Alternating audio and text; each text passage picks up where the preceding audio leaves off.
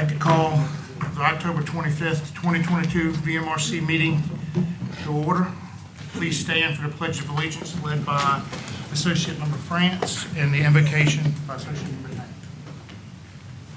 I pledge allegiance to the flag of the United States of America and to the republic for which it stands, one nation, under God, indivisible, with liberty and justice for all. Let us pray. As our nation grieves yet another school shooting, give us the fortitude to overcome this evil scourge that extinguishes and threatens the lives and happiness of so many. We are thankful for the efforts of the MRC staff to make this meeting possible. Lastly, we ask that you protect our brave Marine police as they uphold our laws and protect our environment and its citizens. For this we pray. Amen.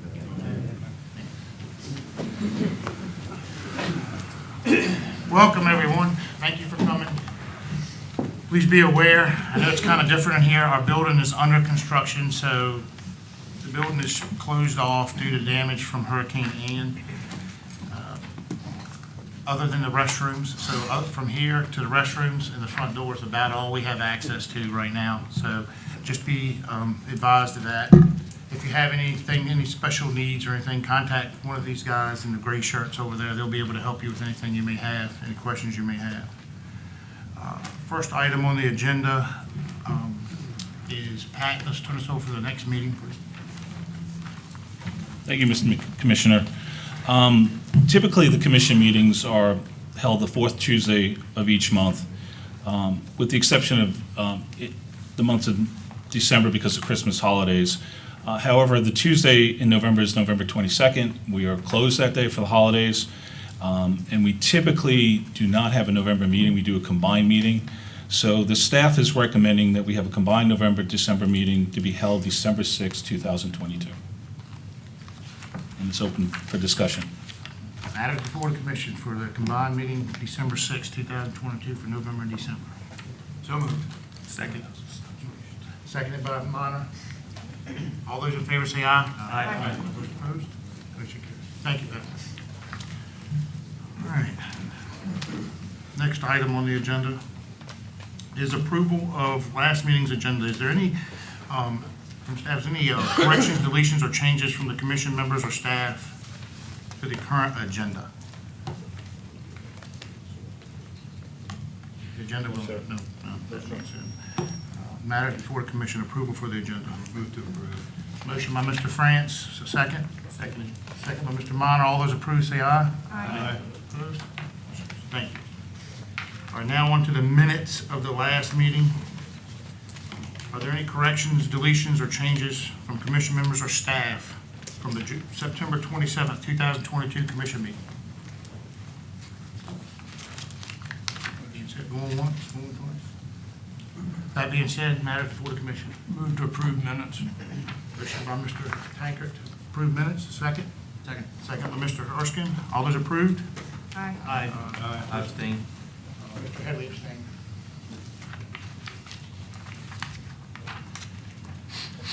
All right. At this point in time, we'll swear in VMRC staff and them staff that would be speaking or presenting testimony during the meeting today. Please raise your right hand. Do you swear to tell the whole truth and nothing but the truth? All right, page 2. There's Randy, I think the floor is yours.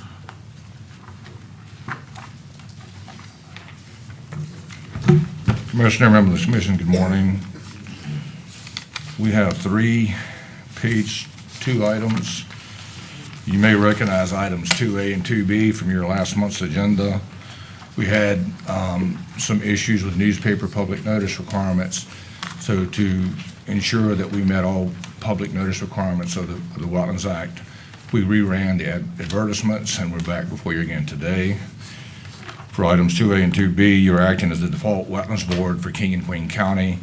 As before, these are 2 proposed revetments at the toe of a steep bank. The neighboring properties are similarly riprapped. The King and Queen County Board, the county rescinded the ordinance earlier this year, so you're acting as the default board. The projects do carry the support of both VEMS and VMRC. Item 2C, the Army Corps of Engineers is requesting authorization to place overboard in an unconfined manner up to 65,000 cubic yards of dredge material per dredge cycle for the maintenance dredging of 2 federal project channels near Tangier Island, Nacamac. The material will be deposited for beneficial use along one of 3 locations: the western shore of the island, south of the airport seawall, along the northwest shoreline of the Tangier Island upwards, and third, near shore of the northwest upwards between the -5 and -8 foot mean water contour. This request mirrors the past permits that we've issued, that the commission has issued for the Corps for the maintenance of their channels and the protection of Tangier Island. Again, BIMS and VMRC are in support of this proposal. We have the policy of only approving permits for a 10-year period. So this is coming up on, this is their next 10-year period. The previous permit was dated back to 2012. That's all I have, sir. Any questions for Randy from the commission? Is the applicant, any applicant or representatives here for these projects that wish to speak? Is there any speakers in support or against any of these projects? President want to speak? That being said, these matters are before the commission. Mr. Minor, Move to approve page 2 items on the agenda. I have a motion to approve, Mr. Seconded by Midland. All those approve? Aye. All those opposed? Thank you. Thank you, Randy.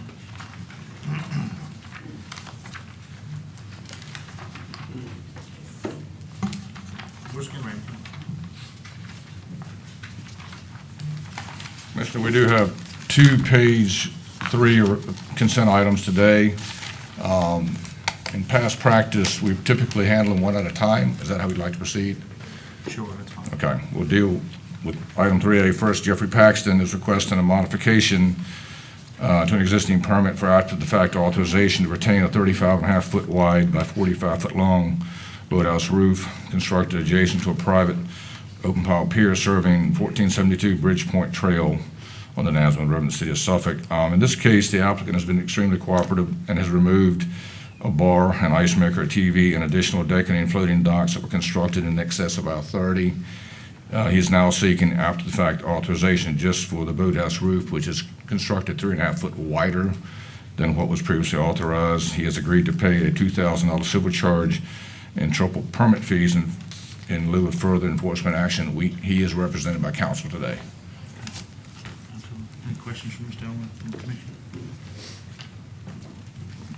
This, representative from Mr. Paxton here would like to speak.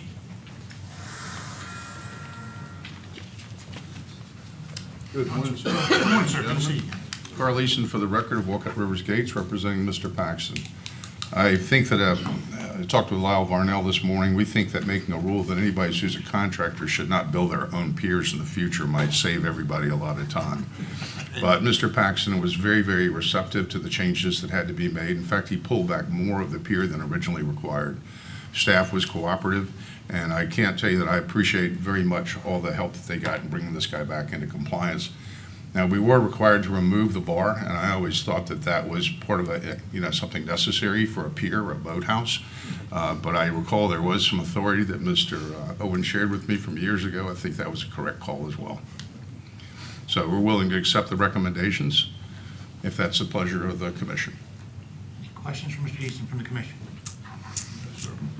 Thank you, Mr. Easton. Thank you. Is there anyone here that wishes to speak in opposition to this? That being said, matters before the commission. Move to accept as presented. Second, Mr. France, move to accept. Seconded by Mr. Branson. All those in favor say aye. Aye. All those opposed? All right, Randy.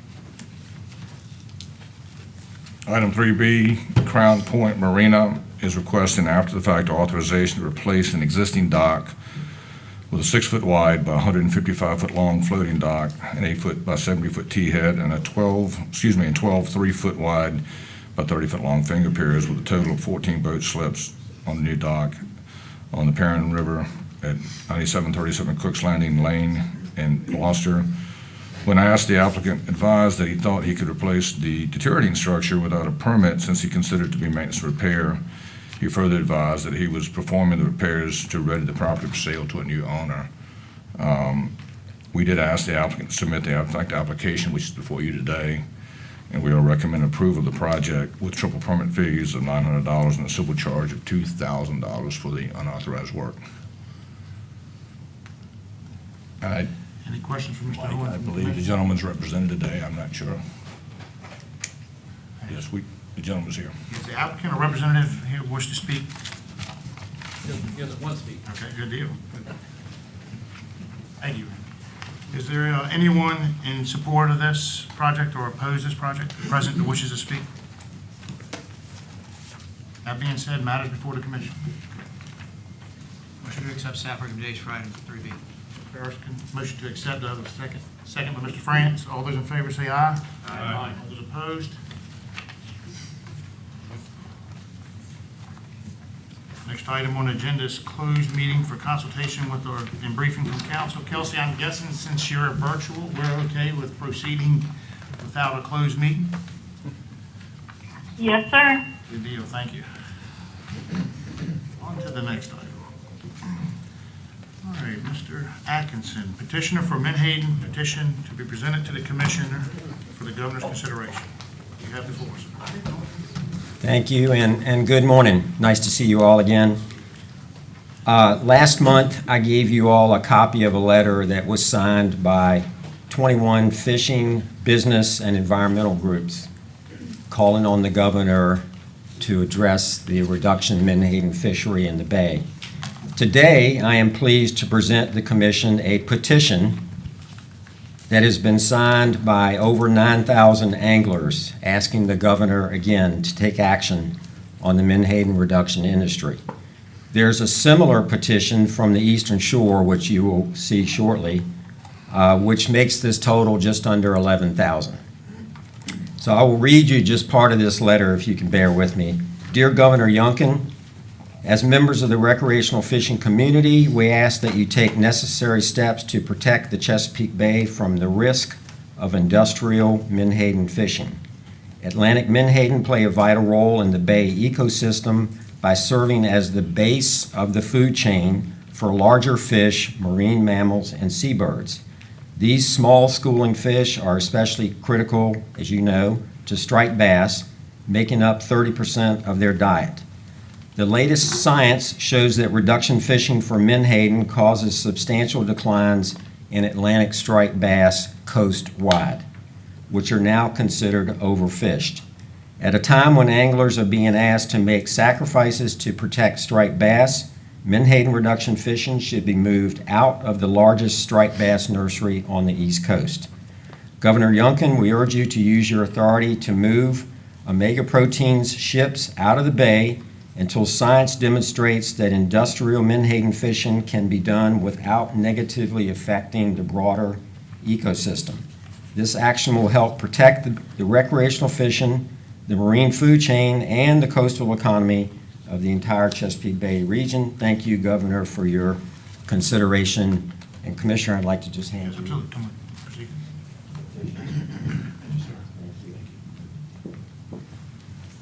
Jimmy, for the record, I have the petition in my possession. I'll deliver it. I'd like to make just a couple more comments, if I could. You've heard us speak about the issues associated with this fishery. I don't need to dwell on that today. What I would say is, if this industry, if they were good stewards of the bay, they would only fish in the bay when conditions in the ocean are poor. We would all like that very much. Unfortunately, that is not the case. You heard them say in August that they now prioritize the bay because they don't want to have their bay quota cut in future years. Now, I ask you, is that good stewardship? The good news is that this commission has the opportunity to show us all what good stewardship looks like.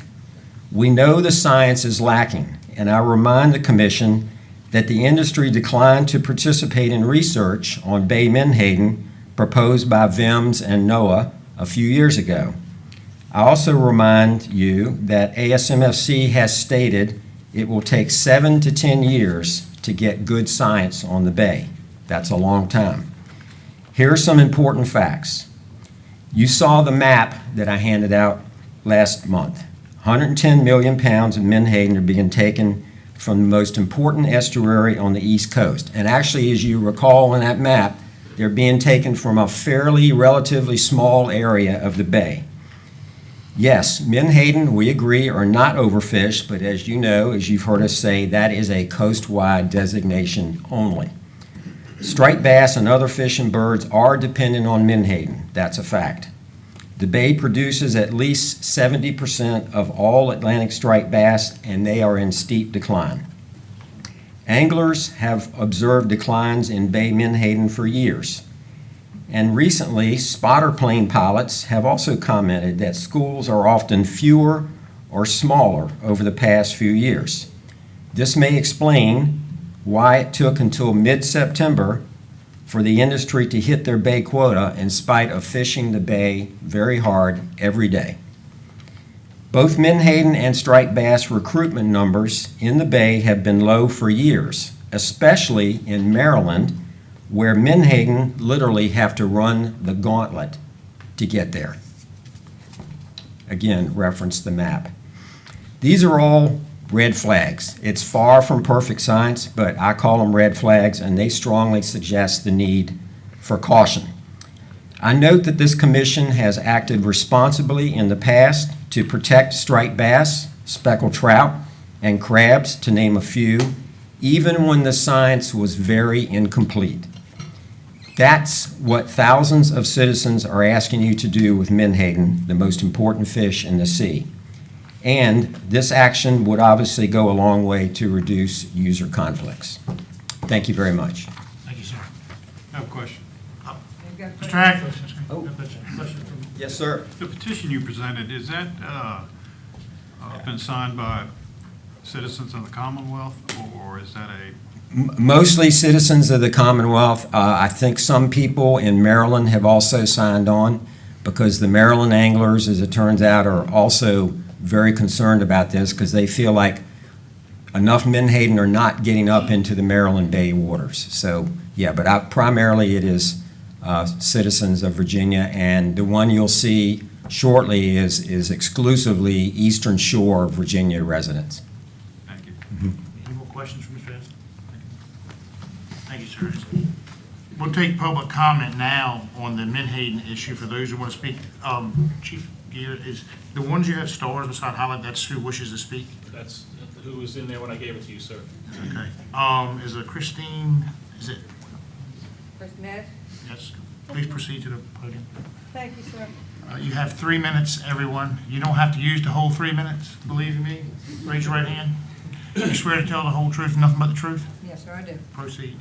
Okay, I have been collecting signatures from the Eastern Shore, and they are hand signatures. I've gotten all of these. I was the one getting them. It was me. And I want to give this to you also. This is from the Eastern Shore, if you don't mind. Can I give it to you? Thank you, sir.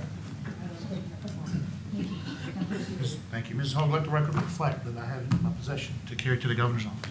And I did want to let you all know that all these people, I wish that you all could have been there with me to see them and talk to them, because they're hurting over there. And we have a low socioeconomical group over there. We don't have $60 billion places helping us. We're on our own, and a lot of these older people, that's what they get for the wintertime. They freeze the fish, so they have stuff for the wintertime. Prices, y'all know, are going up. And these people are actually suffering. They depend on these fish, and they're not catching them.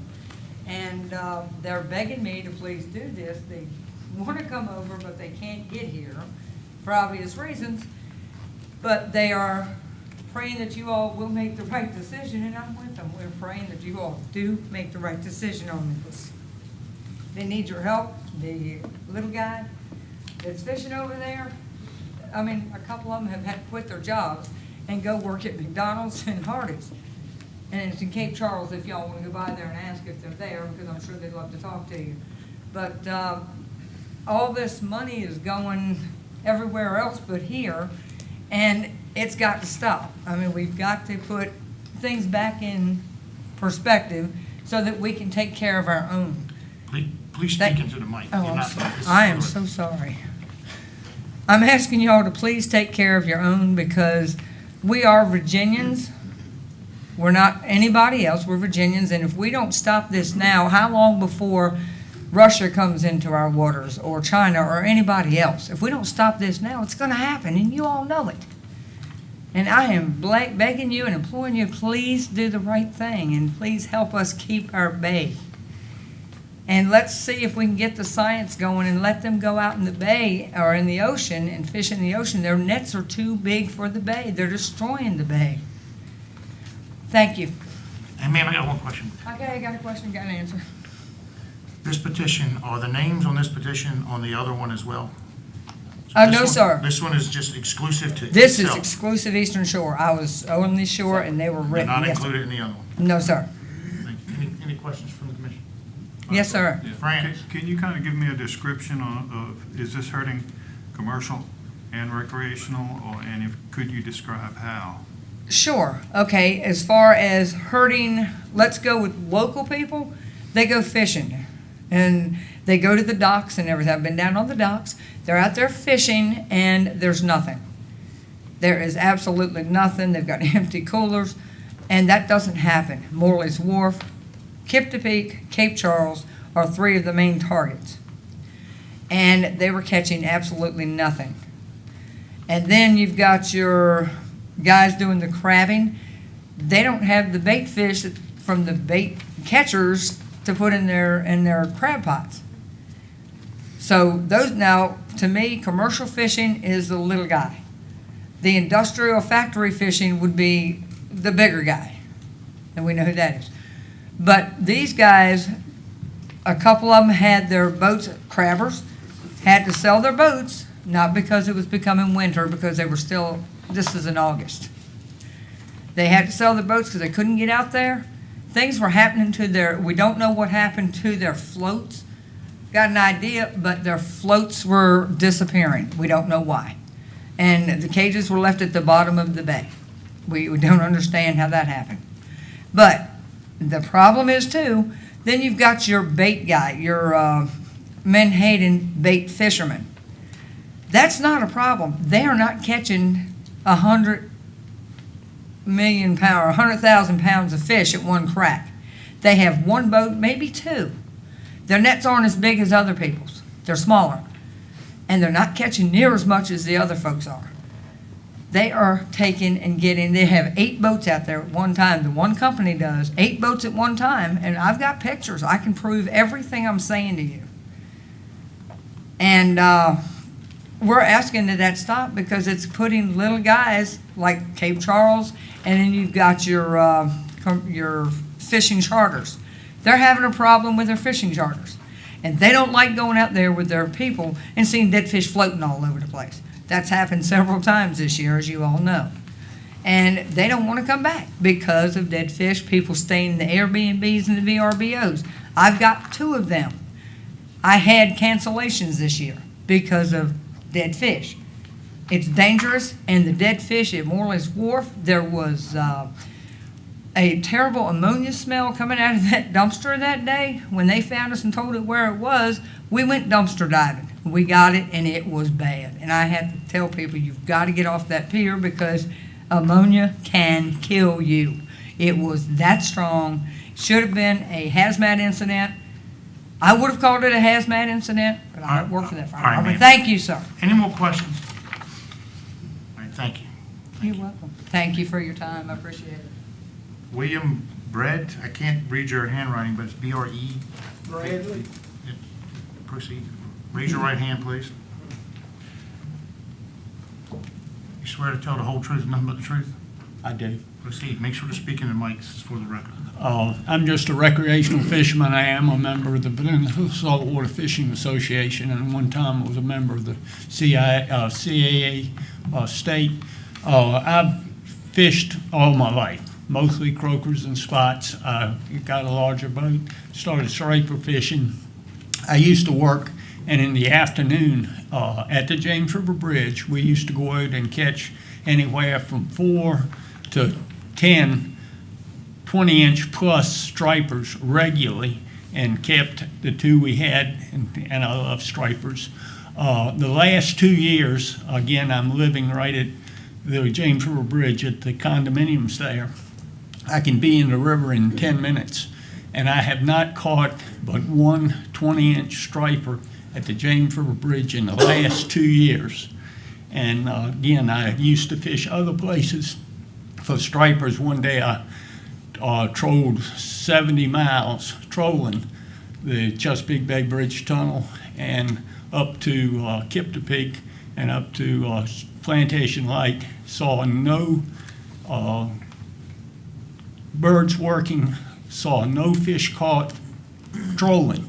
They were eeling up there. And you all have reduced the catching of the big fish, which were females, and we appreciate that. But for recreational fishermen, stripers are wonderful, but I can't catch them. They're not there. Thank you very much for your time. Hold on a second. Any questions from the commission? Thank you for your time. Stephen Zalzik. Here, what's to speak?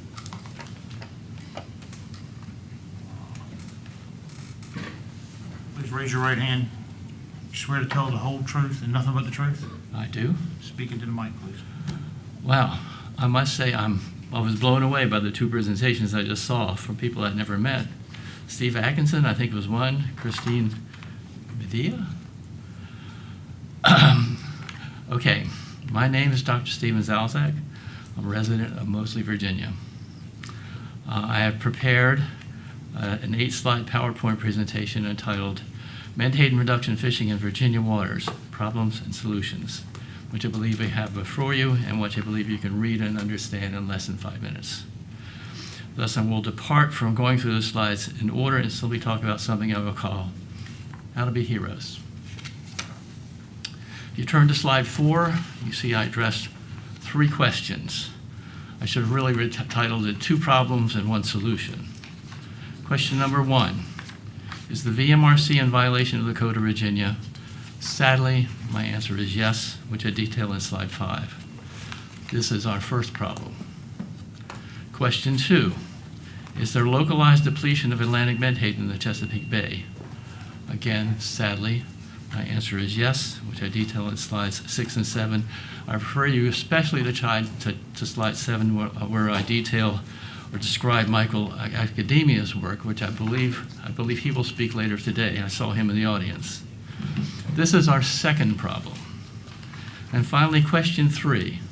Is there a solution to the above 2 problems that will incur minimal harm to the Virginia menhaden reduction fishery? Pleasantly, my answer is yes, which I detail in slide 8, the final slide. That solution is to constrain the location of the menhaden reduction fishery harvest to the federal waters of the Atlantic Ocean, Atlantic seaboard. I believe it is time for the VMRC to face the inevitable, made more inevitable by the talks I just saw. Menhaden reduction fishing in Virginia waters has had its day and will disappear this year, next year, the next year, but it will disappear because it harms Virginia waters.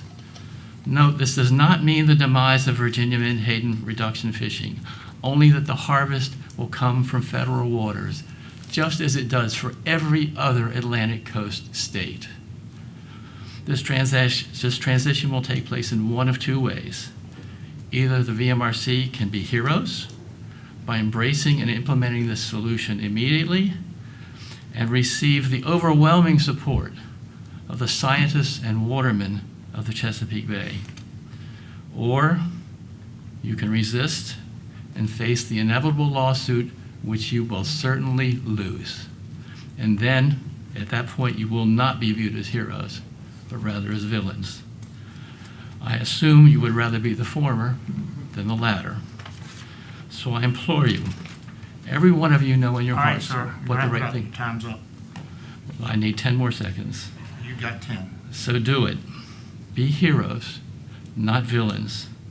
Do the right thing. Be heroes.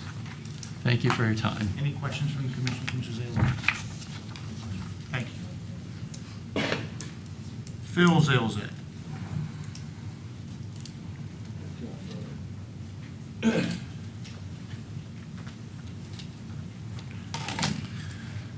Chairman Green. Hold on one second, sir. I'm no PhD, but could you remove your cover when you address the commission, please? Sure, no problem. Raise your right hand. Yes, sir. You swear to tell the whole truth and nothing but the truth? Yes, sir. Now proceed. Chairman Green, my name is Phil Zalzak.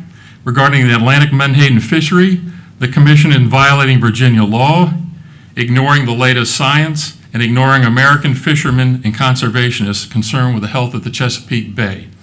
The commission is violating Standard 1 of the Code of Virginia by allowing overfishing of Atlantic menhaden in the Chesapeake Bay, ignoring food production as a great benefit element, and ignoring recreational fishing as a greatest benefit element. The commission is violating Standard 2 of the Code of Virginia by ignoring the best scientific data concerning localized depletion of Atlantic menhaden in the Chesapeake Bay.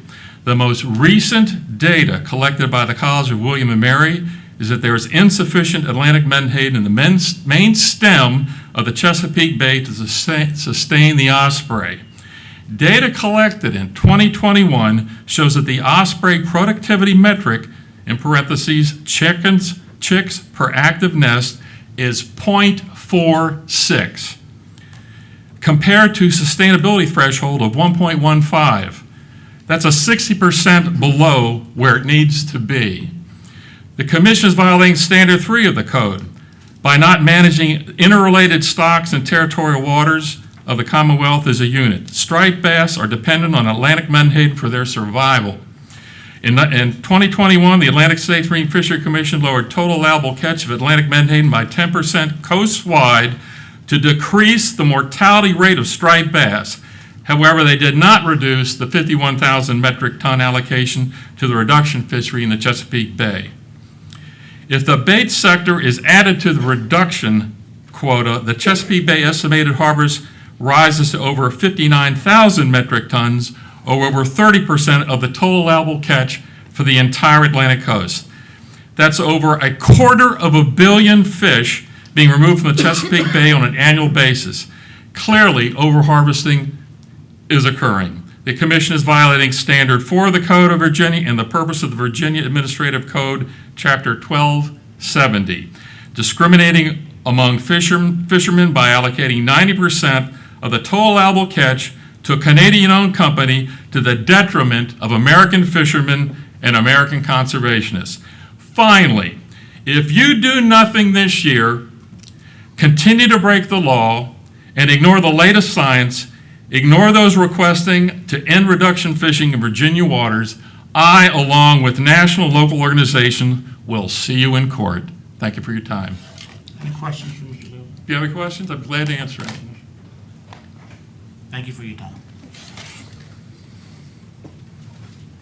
Mr. Bowen, Walter Bowen, wish to speak? I'm not for this case, I'm with actually the item 6. Okay, yours, have a seat. That one will be next. Michael Academia, present, wish to speak? Raise your right hand. You swear to tell the whole truth and nothing but the truth? I do. Proceed. Thank you, Commission members, for your audience. My name is Michael Academia. I'm a Master of Science Biology graduate from William and Mary, and my advisor and co-author is Dr. Brian Watts, the director for the Center for Conservation Biology. Recently, my master thesis presentation providing scientific evidence of the localized depletion of Atlantic menhaden in the lower Chesapeake Bay was awarded with the prestigious William Anderson Award at the 2022 Annual International Raptor Research Conference. Our manuscript is currently being peer-reviewed for publication in the Journal of Raptor Research. The main purpose of my public comment is to urge the protection of menhaden from localized depletion in Chesapeake Bay. I'll now read the abstract of our manuscript. The Atlantic States Marine Fisheries Commission, the governing body responsible for managing fisheries on the U.S. East Coast, formally adopted the use of ecological reference points for Atlantic menhaden. Scientists and stakeholders have long recognized the importance of menhaden and predators such as ospreys that support the valuable ecotourism industry and hold cultural significance. Landings in the reduction fishery are at their lowest levels, and Menhaden is facing potential localized depletion. Mobjack Bay, located within the lower Chesapeake Bay, has been a focus of osprey research since 1970 and represents a parameter for the relationship between osprey breeding performance and Menhaden availability. Since local levels of Menhaden abundance were not available, we conducted a supplemental feeding experiment on osprey pairs during the 2021 breeding season. Our main objective was to determine if the delivery rate of Menhaden had an influence on nest success and productivity.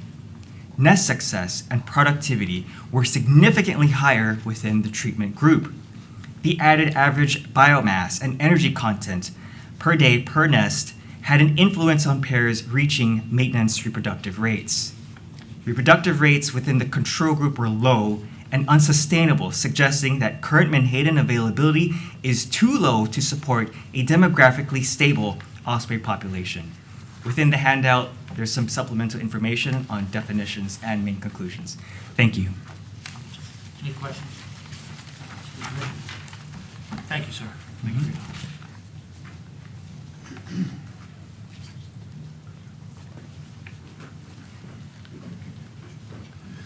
Stan Seamerman?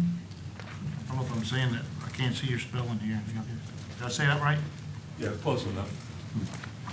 Just raise your right hand. Speaking to the microphone. You swear to tell the whole truth and nothing but the truth? I do. Thank you, sir. Thank you for the opportunity to speak. I've been a resident of Hampton since 1982, and I live 1 block away from Muggler's Bridge. In the 1980s and early 90s, you were allowed to fish off of Muggler's Bridge, and it was a great spot for gray trout, striper, speckled trout, redfish, bluefish, and flounder. Many of the flounder were greater than 3 pounds. I was probably the first person to wade fish the bar at Muggler's, and that's now become a hot spot for waders trying to catch speckled trout. It was not uncommon on any given day to see huge schools of peanut bunkers coming under the east side of the bridge, entering Mill Creek on the incoming tide. Flounder would lay on the bar in about 2 feet of water, and as the peanut bunkers would come up, they would actually sky out and come out completely out of the water, attacking the bunkers. There's still a handful of bunkers that come into Mill Creek, but not in visible-sized schools. The flounder are all but gone. I've not caught a striper in Mill Creek in the last 10 years, and I've fished that area almost every day during the spec run in April and October for the last 3 years. On another item, William Dunn spoke last month about an app that he had that monitored aviation communications, and he talked about when he was out cobia fishing that the planes vectored in the Omega fleet that ran him off, that pushed him out of the way. And it's now been reported that Omega has invested in TDMA to minimize anyone being able to listen to their communications, and they just got the authorization for that this month in October. So having had a career on submarines for 30 years and being involved in communications, I would say that obviously with the TDMA that Omega is trying their best to keep the public from being able to listen to anything that they're doing between their planes and their ships. So that's suspect in itself. They wouldn't be investing that money if they weren't trying to hide something. I was at a meeting here last year, or the year before, when Omega stated that fishing in the bay was safer than fishing in the ocean. I have to agree with that. Fishing in the bay is safer than the ocean. But in the last month, on 2 occasions, October 9th, they had 5 to 8 Omega boats were fishing off of Acetate Island.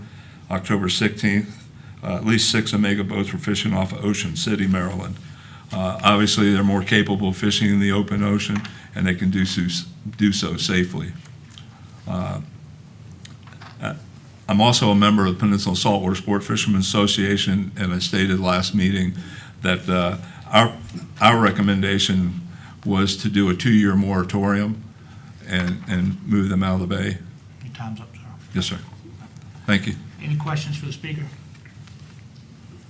Thank you, sir. Thank you. Steve Anderson, you wish to speak? Please raise your right hand. You swear to tell the whole truth and nothing but the truth? I do. Proceed. Make sure to speak in the microphone. Thank you very much. Steve Anderson, live here at Fort Monroe. I've been a recreational angler since my childhood, fishing in Chesapeake Bay. Also board member of Virginia Saltwater Sports Fishing Association. And we are requesting a public hearing on the Menhaden issue, and I'd like to give you a little bit of background of why I think so. I know that in the last few years, New York and New Jersey have prohibited Menhaden commercial fishing in their bays. And from the reports that we've been getting, we have seen a hearing that it is flourishing again.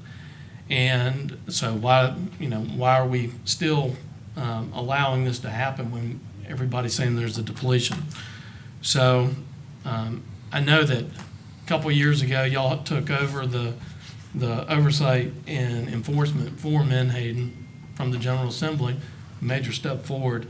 I'm sure y'all were not giving the resources that you needed to be able to handle this commercial fishery. And hopefully we can help you do that, with the help of the governor and General Assembly, get the resources you need to effectively manage the fleet at hand in the Chesapeake Bay. This summer, we had a mega net spills, washed up, a lot of dead fish washed up on the beach, hurt a lot of people on the eastern shore, over 13,000 pounds of redfish that were killed, and that we catch and release routinely, and they washed up against the shore. Don't know if there was any type of remorse, accountability, and any penalties for those actions. Don't know if you have the staff and the technology to be able to directly oversee this fishery. So I'm really requesting that you consider having a public hearing so that we can look at all the issues and be able to establish an effective strategy working together with all the different concerned residents, commercial fishermen, et cetera, and business owners, so that we can effectively put a strategy in place. And we appreciate all the efforts that you're doing to protect our fishery in the Chesapeake Bay. Really appreciate it. Any questions from the commission for the speaker? Thank you, sir.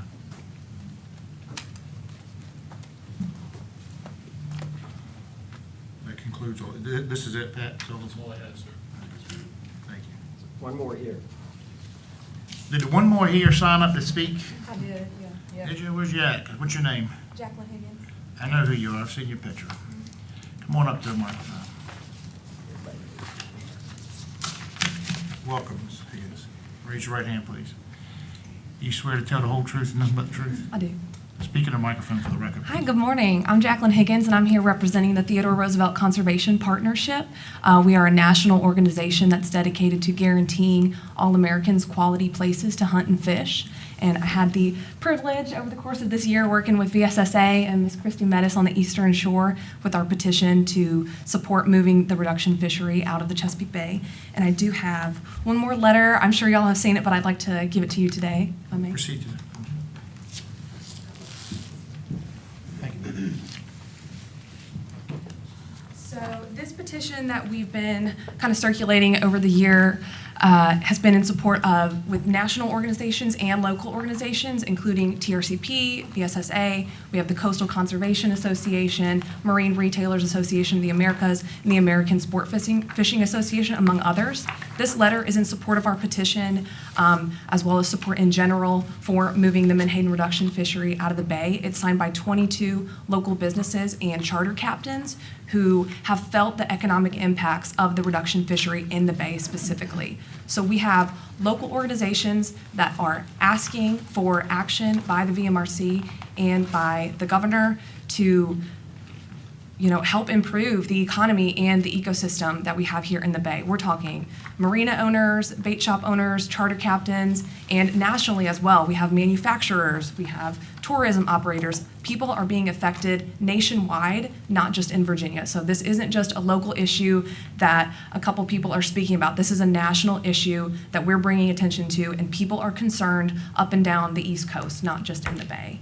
So I'd like to just present that to you and let you know that, the economics here, we need to prioritize the long-term economy of the Bay as well as the health of the ecosystem and not just the short-term profits of a single company. So if you have any questions for me about anything or the petition that we've been circulating, I'd love to answer them right now for you. Any questions from the commission, Ms. Higgins? Mr. Tankard? Sure. Yes, Ms. Higgins, I see this number here. You mentioned in the letter to Governor Youngkin that 166 million in recreational fishing activity in Virginia. How do you come up with that big a number? Sure. So that was from a study that was done comparing, if I remember that reference correctly, it was comparing between 2009 and 2016. And I think if I remember your that sentence that you're referring correctly, that's the decline of over 50% in the local economy. And I believe the number is about 465 million. That's the latest number from NOAA of what recreational fishing contributes to Virginia alone each year, and that's about 6,500 jobs directly. And that doesn't even include tourism operators or people, manufacturing boats, engines, bait and tackle in other states. So those are the latest kind of figures that we have on economics. I have one question. Sure. You've already submitted this to the governor. It's in the petition or whatnot. I sent that in an email, I think September 26th, thereabouts, but I just wanted you to have it in person. And so, yeah, he has that. Thank you. Mhm. Any more questions from the commission? Thank you. Thank you.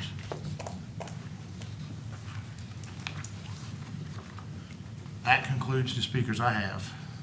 There's no more on the list here, so thank you all for speaking and for coming today.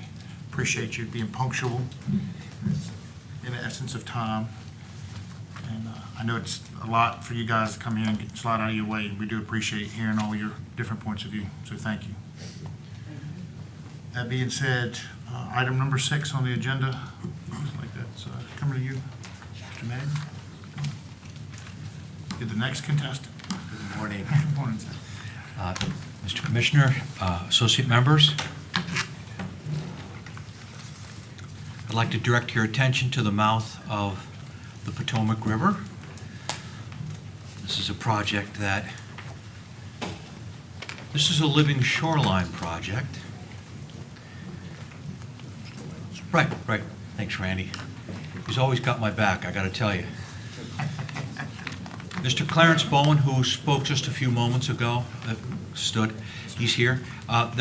He and his neighbor immediately to the south are requesting authorization to install a 260 linear foot gapped breakwater system that I refer to as a living shoreline treatment, and it is, with beach nourishment and vegetative plantings adjacent to property situated along the Chesapeake Bay at 135 and 136 Smith Point View in Northumberland County. The project is protested by the adjacent property owner immediately to the south. This is the location right here. As you can see, there's this Potomac River. This bubble right here is where the site is. And as I mentioned, the Little Wacomico drains in here, the Potomac River, and the Chesapeake Bay. Let me turn the pen on.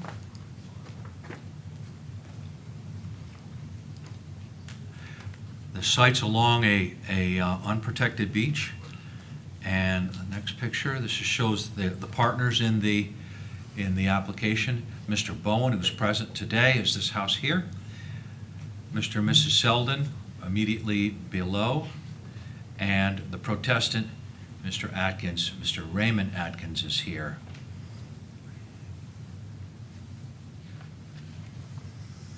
This is the existing conditions that were present at the time that the application was filed.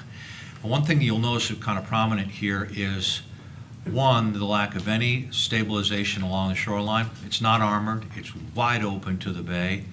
And there's a a failed groin field, and you'll see that in a number of pictures.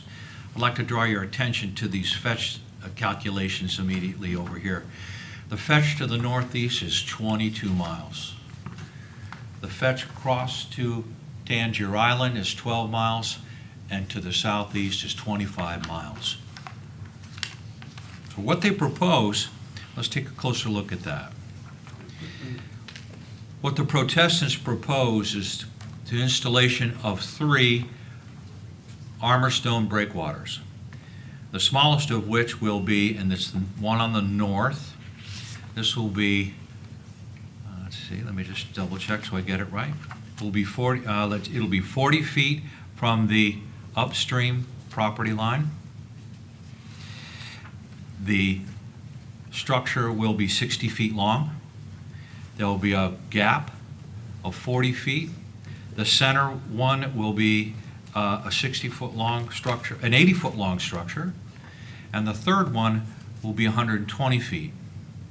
Now, these structures will be in close to shore.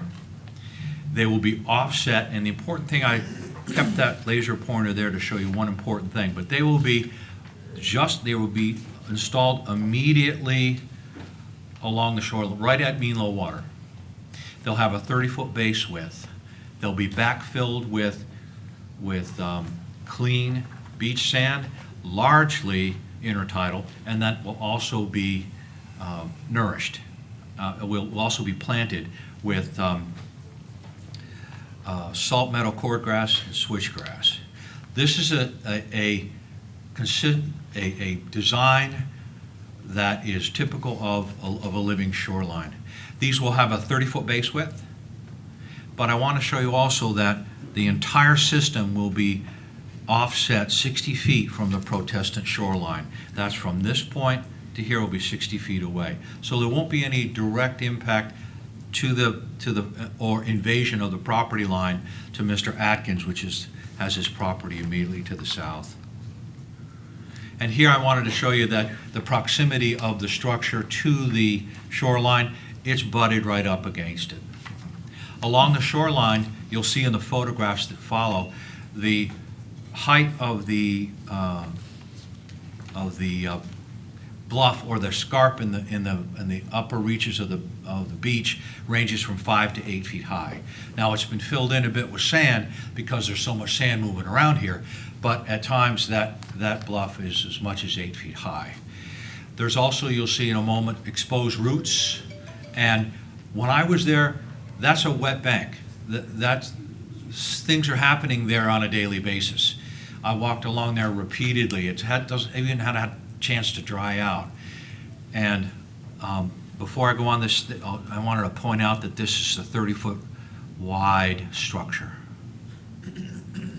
So here's the beach. Now we're looking from the Protestants' property line is right behind me. You're looking all the way up the beach, and there the failed jetties are right there. But as you can see, the beach gives way to these exposed roots. Now we're a little bit further up. The scarp's gotten a little bit higher. Those are live roots there, ladies and gentlemen. Here's the failed groin field. Now we're looking from the north side down. By the way, the north adjacent property owner is very much in favor of the project and has been out and repeatedly. He attended the Wetland Board hearing in Northumberland County, where the Northumberland County agreed unanimously to adopt the proposal. Mr. Atkins was not present. I'll sit on that for a minute. As I mentioned a moment ago, Mr. Raymond Atkins, the adjacent property owner immediately to the south, is in his August 12th letter. The protestant appears to be unsure of the long-term impact of the breakwater system on his unprotected beach. He is concerned that the beach may continue to erode in spite of the efforts put forth by his neighbor. The Virginia Institute of Marine Science visited the site and is in support of the proposal. They stated that the proposed breakwater combined with the beach nourishment and plantings should function to stabilize the project shoreline while minimizing impacts to the adjacent beaches. No other state agency has commented pro or con on the project. I want to point out one thing right there. You see that beautiful tree standing straight up? When I went out there, because that happens to be one of the benchmarks on Craig Palabinski's drawing, that tree's laying at a 45-degree angle now. So there's been so much activity between the time that the plans were drawn to when we actually go out there to do a site visit that these trees are being undercut. As a way of a summary and recommendation, while staff is sensitive to the concerns raised by the protestant, property owners have a right to protect their property. This living shoreline approach is supported by the Virginia Institute of Marine Science and is consistent with the Commonwealth's policy to support living shorelines as the preferred alternative for stabilizing tidal shorelines. Accordingly, after evaluating the merits of the projects against the concern expressed by the protestant, and after considering all of the factors contained in section 28.2, 1205, and 28.2, 104.1 of the Code of Virginia, staff recommends approval of the project as proposed. That concludes my presentation. If you have any questions, I'd be happy to hear them. Yes, Mr. French. Yeah, seeing the failed jetties in this picture right there, could you give us an estimate of how much shoreline's probably been lost there? You know, Mr. Bowen, I want Mr. Bowen to come out of his mouth, because he is well aware of the erosion, and I want to hear it from the source, a man who stood on the shoreline. So if you don't mind, I will defer that to the applicant. Okay, that's fine. Yes, Brian?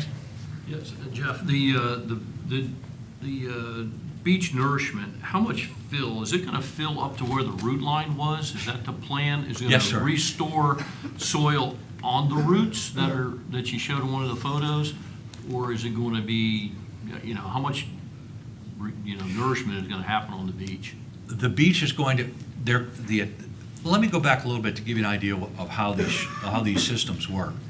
The waves come in and impact impact the stone structure. Then they lap over and they lose energy as they slide up the beach. So that's one of the main functions of a living shoreline, is they de-accelerate the waves as they come up to the beach, because the thing that you're trying to protect here is that bluff. And those two combined, the breakwaters will hold the sand in place, and it'll allow the planting of that behind, but that 650 cubic yards is mostly going to be intertidal, because really the only parts that are us, the mean low water, is right about here. So it is very little sand here, just really at the corners, just enough to keep that connection between the breakwater and the upland, and they're right up to shore. I hope that answers your question, sir. Any more questions? Yes, sir, I have one. Mr. Stanker? And remind us, the sand migration is... Well, the interesting thing about this particular, the movement of sand is largely from the south to the north. And I'll let Vims explain that a little bit more, but what we noted on the beach was that there's a salient, which is a point bar a little bit further to the south, and the sand is moving to the north. The nice thing about this particular design, Mr. Tankard, is that it's so close to shore that it probably won't impact the near shore current, because it's only going 30 feet out. It's not sitting way out in the bay. It's hugged up close to shore with enough material to defend against the schvetch and still provide enough room for or enough exposure for the sand to bypass.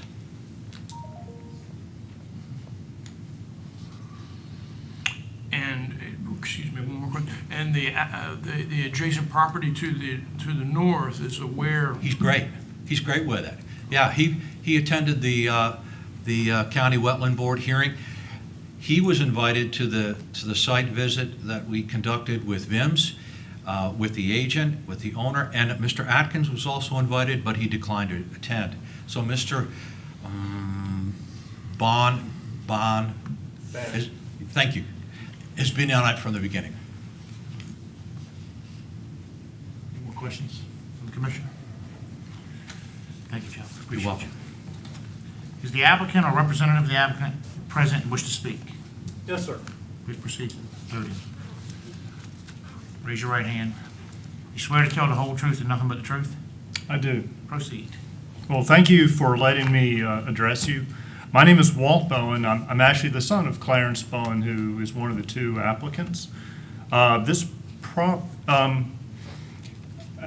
glad that some of the pictures were shown. It is just a beautiful location. You know, Virginia is really blessed with just a fabulous location with the bay. This is a place that's been in our family for over 35 years. If you were to go to search on Google Maps for Smith Point, you'll see where the south jetty is at the mouth of Little Mako, and you'll notice that there's a massive erosion beyond the base of the jetty where it's just a little bit of a seawall. And that basically coincident with the Maryland-Virginia border. We've lost about, since that was done in the 1990s, we've lost about between 40 and 50 meters. If you were to look at the diagram that's being projected, we have about, call that 80 feet left. So this is a very steady progression that we know unabated what's going to happen. I can't tell you when it's going to happen, but I've been to places on the Outer Banks where I've seen what were lovely, used to be lovely houses that are, fall into the water. This bunch of debris, and it would be absolutely a shame and a travesty if that were to happen. This is a source of stress and concern, as you can imagine, for my entire family. So, and it was pointed out, over the last storm, just the last storm, we've lost probably about 2 meters, causing 2 large trees to collapse in the water. That's where we've seen eagles, not nesting, but use that as a perch for catching fish from. Really hope that this thing goes through. This is something we're very eager to stop the erosion. We're very concerned of any delay. Each time we go out there, it's a little bit worse in terms of the erosion. I believe that's. I will say that we have very good relations with all the neighbors. I will say I don't have a bad relation, with the exception with Mr. Atkins. I don't have a bad relationship with him, but I've never met him before.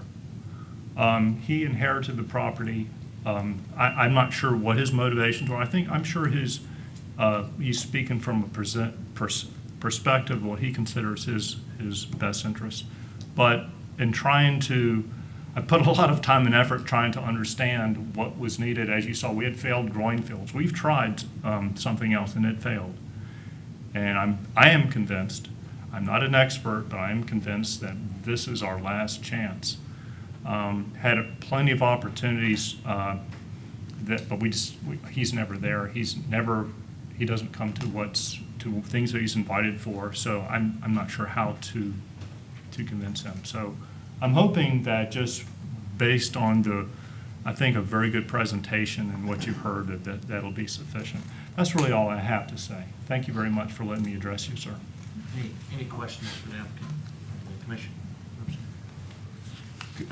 Can I realize there's a question left floating, and because I was a little nervous I didn't answer. You'd asked how much erosion. We've probably, I would say from the base of the closest point of the groin is probably, I'd say about 20 feet. That's a guesstimate. And that has been built back from the original. When it was starting to go behind it, we had somebody come out and extend it a little bit further. So I'm not sure how far back, but it'll be greater than that from the original installation. which was done in 2015. Thank you. Thank you. Is there anyone here that wishes to speak in support of this project? Are there any speakers in opposition present that wishes to speak on this matter? That being said, matters before the commission. Move to approve staff recommendation. Motion by Minor, second by Headley to approve staff recommendations. All those in favor say aye. Aye. All those opposed? Motion carries. Item number 7.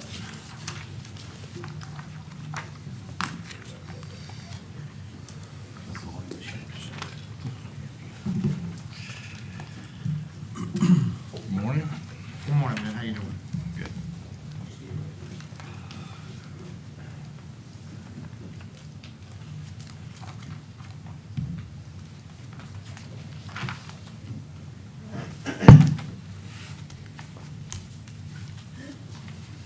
So this is a little bit unusual for the commission. I'm going to lay a few ground rules here because it's a little different than what we normally do. This is an appeal of a notice to comply. So there was a permit issued under this permit number to Little Wacomico Oyster Company. Permit number is 2021-2608. Subsequent to that, some of the gear was deployed. We got calls from residents with concerns, and they sent me some pictures, and it looked to me in the pictures like perhaps the gear was outside the permitted area. We contacted the applicant and encouraged them to stop deploying until we could check it out, which we did, and the result was there was permitted gear outside of the 2 areas that were requested in the permit. So there's 2 different areas that were requested in the same permit. A sworn complaint was done internally, and then a notice to comply was sent to the permittee, indicating a number of actions that needed to be taken to come back into compliance. We did receive a response from the permittee's attorney contesting it, and basically they're appealing. These are kind of generalizations that have come up with, but they are appealing the actual notice to comply to include the requirement in that notice to remove any of the floating gear that was not in an authorized location. Also, our denial in the notice to comply to allow for an after-the-fact application, to retain it until such time as the commission could act on it. Also contesting that the joint permit application only requires a single latitude longitude value versus corners of the area, and that the permittee did not knowingly submit erroneous maps, but that the agent provided those in URA, and that if the oysters have to be removed, it could cause the death of 4 to 5 million baby oysters. So what's deployed here is seed oysters, very small oysters, so that's why that number is so high. So I just want to lay that groundwork. So the way appeal normally works is the appellant gets to go first. So I'm just briefing you on why we're here, so you got a little bit of background. We'll get into more details both in the attorney's presentation and mine as to how we got to where we are. But he's requested a map that I have in my presentation, so I'm going to leave that up on the screen and turn it over to the opposition. Mr. Bug, you have the floor.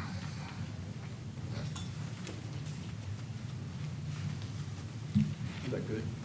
Yes, thank you. Good. Mr. Commissioner, Deputy Commissioners, I'm Dave Bug. I'm a lawyer from Irvington, and I represent Little Wacomico Oyster Company, LLC. With me today is Miles Cockrell, who's the president of the company, and Claudette LaJoy, his agent who filed the application for the permit in this case. I'm going to refer to Little Wacomico Oyster as LWO for simplicity. Mr. Commissioner, this is going to take me about 20 minutes. Do I have some time limitation here? Thank you. I mean, try to be as brief as you can. I will. I will. In December of 2021, LWO applied for a permit to conduct floating oyster aquaculture on 2 sites on the Great Wacomico River in the vicinity of Blackwell's Creek on the north bank, just south of Blackwell's Creek. on that diagram, that rectangle that's running up and down, which is north and south, Blackwell's Creek would be to the north. The green line would be vessels exiting Blackwell's Creek. In the correspondence, the rectangular north-south site is known as Site 1. The other one is Site 2. And there have been issues with regard to Site 2. I think Mr. Stagg would agree with me that they have all been resolved. The issues today have to do with Site 1.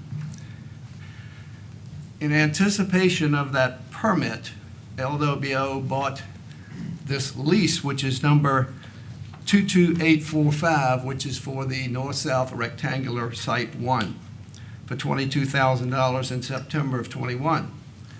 In further anticipation of the permit, LWO purchased a property which is next to the Glebe Point Bridge on the upstream side, on the north side of the river, which was already furnished with floating docks from a failed project of some sort to support oystering operations on the Great Wacomico River.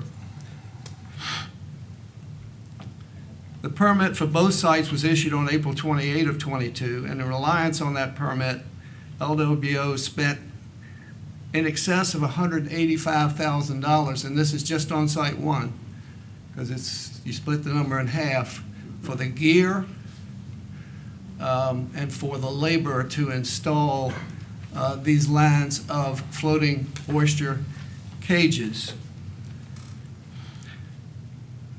containing 22,750 bags, and to buy the seed oysters to go on them. On August 29 of 2022, after a significant amount of the gear had been deployed and operations to farm oysters were well underway, Mr. Cockrell received an email from Mr. Stagg saying that as a result of a complaint by a landowner, he had determined that the longitude and latitude values and the permit drawings are, quote, seriously incorrect. He asked Mr. Cockrell to immediately suspend any additional deployment of gear. Mr. Stagg's email noted deficiencies regarding both sites, but as I said, Site 2, the irregular site, have been resolved.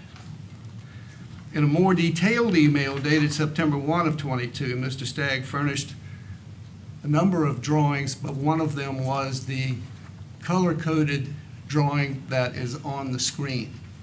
But what you are seeing is the actual lease owned by LWO in blue.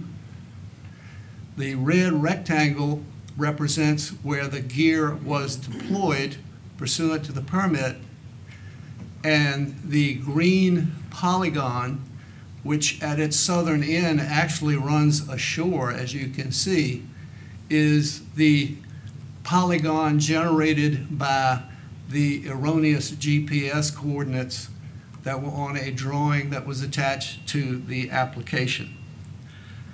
Mr. Stagg advised Mr. Cockrell that deployed floats in the area outside the green polygon were unacceptable, and that if LWO wished to conduct operations outside of that area, a new application and public review would be necessary.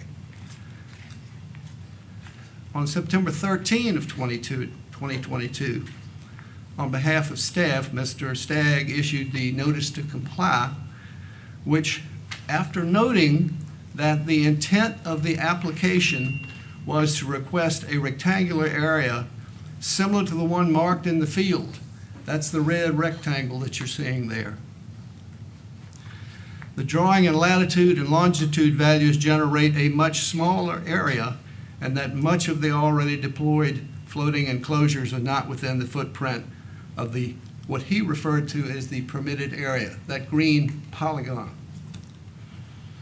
The notice also specifically denied LWO's request to keep gear which was deployed and be permitted to seek an after-the-fact permit to retain the gear.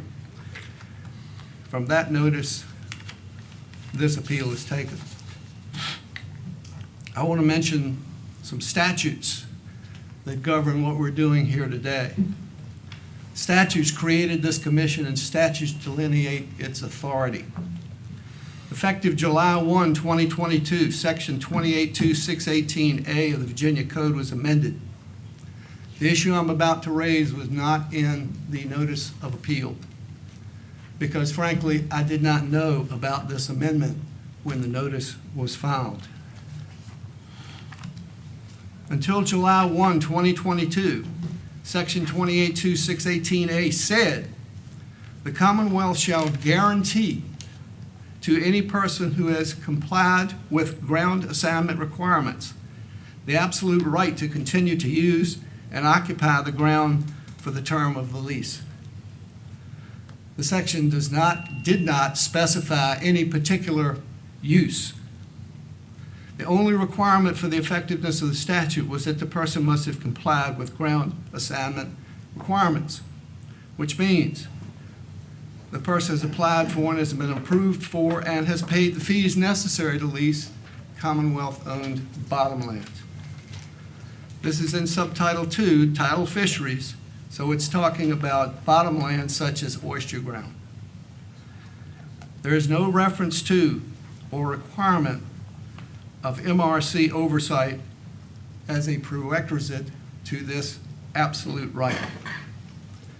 Effective July 1, 2022, Section 282618A was amended to add at the end of the section, quote, "including the right to propagate shellfish by whatever legal means necessary." Well, that includes floating oyster aquaculture. Virginia doesn't have a congressional record like they have in D.C. so that you can look up what the intent of the legislature was. But the Supreme Court of Virginia has said in case after case regarding statutes, contracts, deeds, and the like, if the meaning of a statute can be gleaned from its face, you don't go outside of the statute to figure out, look for other evidence to determine what the legislature meant. You interpret what is on the page. The only reasonable interpretation of the statute is that Section 282618A, as amended effective July 1, 22, states that the Commonwealth shall guarantee to any person who has a valid oyster ground lease the right to use and occupy the ground for the term of the lease by oyster aquaculture, including floating oyster aquaculture. I submit to you that what the legislature has passed in July means that the notice we're here talking about is ineffective and this appeal is moot. Moving on, I'd like to talk about the regulations regarding applications for permits. Section 2822-2011 gives the commission the authority to promulgate regulations about a lot of things, among them oyster farming. That is the authority for the adoption of regulations appearing at 4 VAC 20-1130-20 and following.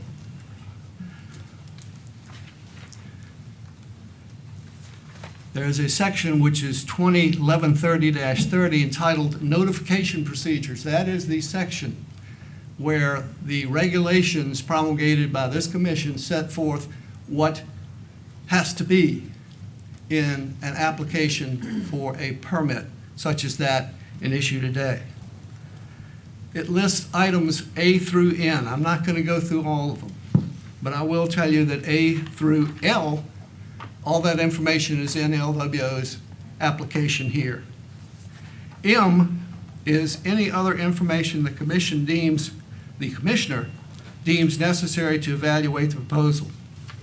N, the last, says accurately scaled drawings shall be included with the notification that depict the type of structure proposed to be deployed and the proposed deployment pattern. That is the only requirement in the regulations adopted by this commission that govern what goes into this application that requires a drawing. Communication by the commissioner of any other information would either be some requirement in the application or some requirement specifically in the case. LWO's application provided all of that information with the exception of the scale drawing, but the application described where they were going to be, how they were going to be laid out, how many bags, how many lines, and so forth. So, and staff didn't raise any issue about that. So,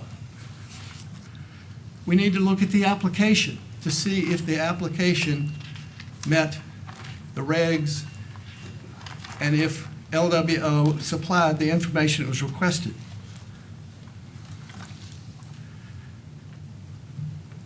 In his emails to Miles Cockrell and his correspondence with me, Ben Stagg of staff has relied solely on the erroneous GPS coordinates which generated that green polygon, demanding that LWO pull its Site 1 operations back within the confines of that polygon. We'll get to a moment to how impractical complying with that would be. But staff's position is the area generated by the GPS coordinates, that green polygon, is the only permitted area. Well, if you examine the details in this application, I think you'll find that that is not correct. Bottom lease number 22845, outlined in blue, running north-south, up and down on that diagram, was issued to LWO in September of 21. The gear which has been installed at Site 1, which is depicted by that red rectangle, is completely within the confines of lease number 22845. The southern end actually intruded into the baler somewhat. That has been corrected. Mr. Stagg asked LWO to remove some lines on the north end to address a landowner's complaint that navigation was restricted. LWO removed them. The application says it will be completely within lease number 22845.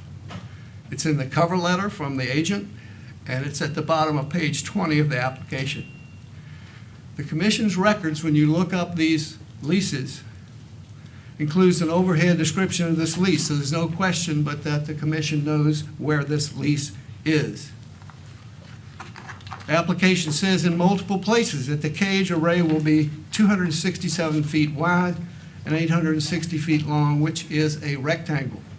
Now that is confirmed by the fact that in the application, Site 2 is described as having variable widths, which it does have, as you can see looking at the other site outlined in red. As Mr. Stagg conceded in the notice to comply, the intent of the application was to request a rectangular area similar to the one marked in the field, meaning that red rectangle. The only request for GPS coordinates in the application appears at page 8, and it requests only the longitude and latitude for the center of the project. And those values were given in 2 places on the application, and they are correct. Therefore, the application informs the Commission of the lease on which the project will be installed, the center point of the project, the shape of the project, the dimensions of the project, and the number of bags and rows of floating cages that will be installed. So the application supplied all of the requested information. There's no requirement in the application that GPS coordinates for the corners of the project be provided. There is no requirement in the application for a drawing of the location of the project. There's nothing in 4 VAC 20-1130-30B requiring GPS coordinates of the corners of the project. There's nothing in 4 VAC 1130-30B requiring a drawing or diagram of the project site. The GPS coordinates and that polygon generated by them are obviously in conflict with the rest of the information provided in the application. I submit to you that staff's action, which was embodied in the notice to comply, is therefore defective and violates the law because first, it relies on requirements found nowhere in VAC 20-1130-30. Second, it relies on facts which it should not rely on, the erroneous GPS and the polygon they generated. And third, it ignores facts from the application that clearly set out the description of this project and its location, which meets every legal test which governs these applications. Moving on to the practical problems with complying with staff's requirement. Reducing all Site 1 operations to the area occupied by that green polygon, as you can see, is going to require LWO to abandon not all of it, but substantially all of the operations at Site 1. Obviously, no one would propose a floating site that runs ashore like that polygon does. Staff has suggested that LWO could move the oysters into bottom cages. The problem with that is that the water in this area is insufficient for bottom aquaculture. It is good for floating aquaculture. The oxygen levels at the bottom are insufficient for baby oysters. The upper water column is where the food is most dense and the water contains the most oxygen. That's the area that's good for floating cages. In order to move the oysters from Site 1 to bottom gear, LWO would need another 5,000 bottom cages, which will cost over $1 million, which it doesn't have. And the company would have to install about 100 new lines in 5 or 6 feet of water. All of this would have to be accomplished in the Great Wacamaco River, as all the grounds that LWO has on the Little Wacamaco suitable for bottom cages are full. LWO doesn't have the infrastructure on the Great Wacamaco for the bottom cages at the Glebe Point Landing. It doesn't have the money, and even if it had the money in the cages, it would take 4 months to accomplish it. The net result is that it will probably mean the death of as many as 4 to 5 million baby oysters. That doesn't help the Commonwealth. It doesn't help the neighbors. It doesn't help the waters, damages them by removing the filtering capacity of those oysters, and it would ruin Little Wacamaco oyster. Which brings me to what I would sort of call the elephant in the room. Mr. Cockrell has been here before, and his reputation with this commission may be less than sterling. As I've explained to Mr. Stagg during several conversations, and he acknowledges this, the erroneous GPS coordinates occurred because Mr. Cockrell's agent, Claudette LaJoy, who's seated next to him back there, had a malfunction in her computer program. It may have, I understand, may have resulted in some bad information on other applications. I don't know. That problem has been corrected. Miles Cockrell relied on the rectangular dimensions and specification that Site 1 would be entirely within lease number 22845. He did not knowingly do anything wrong in this instance. To make a long story short, I believe the problem with what happened on the Little Wacamaco River, with which I'm familiar, was a communication problem. Mr. Cockrell's workers, all of whom are Hispanic, speak little English, and they are difficult to understand. I have personally been present when Mr. Cockrell was communicating with these workers in a broken form of Spanish, which he has picked up on the job. The point of all this is my suggestion that if all the facts were known regarding what happened on the Little Wacamaco River, then Mr. Cockrell's reputation with this commission perhaps would not be as sullied as it is. I'm going to take time for a little anecdote. I had reckless driving client, had a bad driving record, and he had an old truck, and he accelerated, and the throttle got stuck to the floor, and he couldn't get it up. Finally, he had to reach down under his dash as his truck roared off down the highway and pull the pedal up. Meanwhile, of course, he went through radar and he got a reckless driving ticket. Well, at court, the mechanic came in and said, yep, that's exactly what happened. Well, the judge did not find Mr. Carpenter, did not find my client guilty. And with regard to his record, the judge said, you know, what happened here is not evidence of further bad driving behavior. What happened here, folks, with Mr. Cockrell was not his fault. It is not evidence of further bad oystering behavior.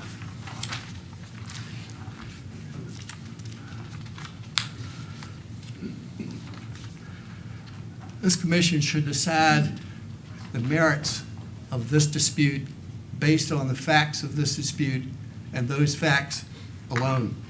So, what are we asking? One of three things. First of all, based on the 2022 amendment to section 282618A of the code, the notice to comply is ineffective. It should be withdrawn, and LWO should be permitted to continue operations with gear presently deployed within Site 1. Alternatively, any adjustment necessary to the permit should be handled administratively because there's nothing wrong with the application. The problem is with an overhead that was furnished with the application that has the erroneous GPS coordinates on it, which generated that green polygon.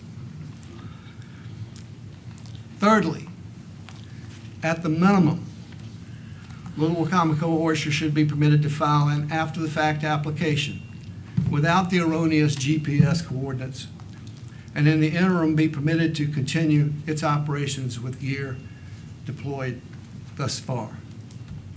Thank you. Thank you. Any questions? I think Ms. Kelsey has a statement. Kelsey, can you hear me? Yes, indeed. Can you hear me okay? Absolutely. We got you loud and clear.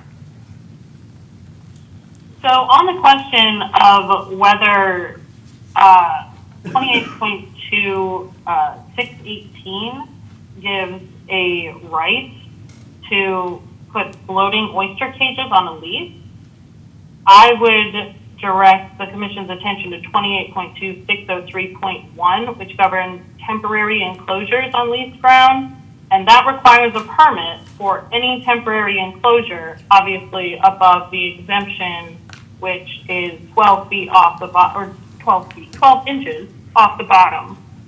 So if there is no permit for a floating oyster cage, it is not a legal means of propagating shellfish, and therefore is not a right under 28.2618. So leaseholders do have to seek a permit for floating oyster cages, even if they are on a lease. Thank you, Kelsey. May I respond to that? Absolutely. Kelsey, the attorney's going to speak now to respond to your comment. Hello, Ms. Block. The cases, Hello, Mr. Bug. The cases in Virginia say that where a statute is amended, and if it conflicts with an existing statute, then the more recent amendment controls. And so I submit to you that what I have said about this amendment overcomes what Ms. Block just said about the statute she is talking about. Perhaps you can direct me to the specific portion of 618 that addresses floating oyster cages, because I'm seeing a version that is effective until July 1, 2035. So it clearly hasn't, the new version hasn't taken effect yet. And at least as far as I can see, I'm not seeing a specific reference to floating cages. Now, maybe I'm missing something. In the code, the current version of that statute, and let me get back to it, which is effective as of July 1st of this year until July of 2035, I think it is, as you just said, has the amended language. Is there a subsection? Yes. Like I said, I'm not seeing anything about floating cages. 28.2-618A. It would be in the... Right, so 28.2618A, from what I can read, is the Commonwealth shall guarantee to any person who has complied with ground assignment requirements the absolute right to continue to use and occupy the ground for the term of the lease, including the right to propagate shellfish by whatever legal means necessary. I don't see any reference to floating cages. I'm even looking at the other version, which has the same language and no reference to floating cages. That's where I'm getting confused. Well,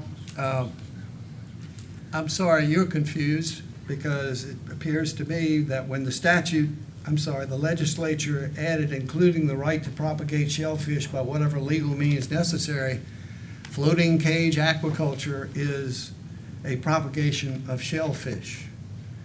And it Right, but whatever legal means necessary, and under 608,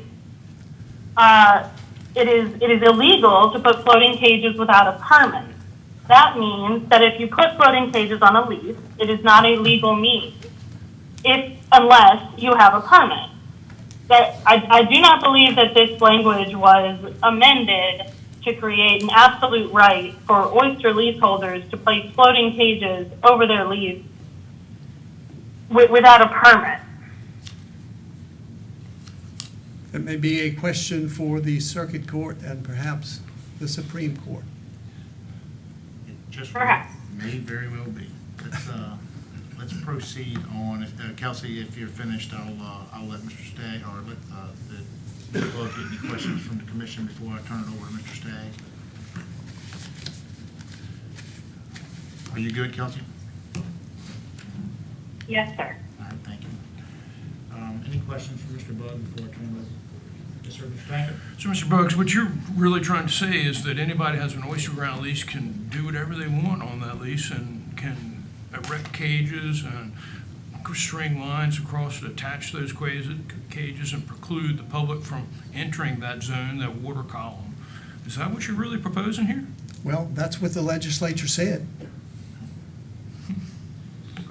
I think that's what they are proposing. It means something.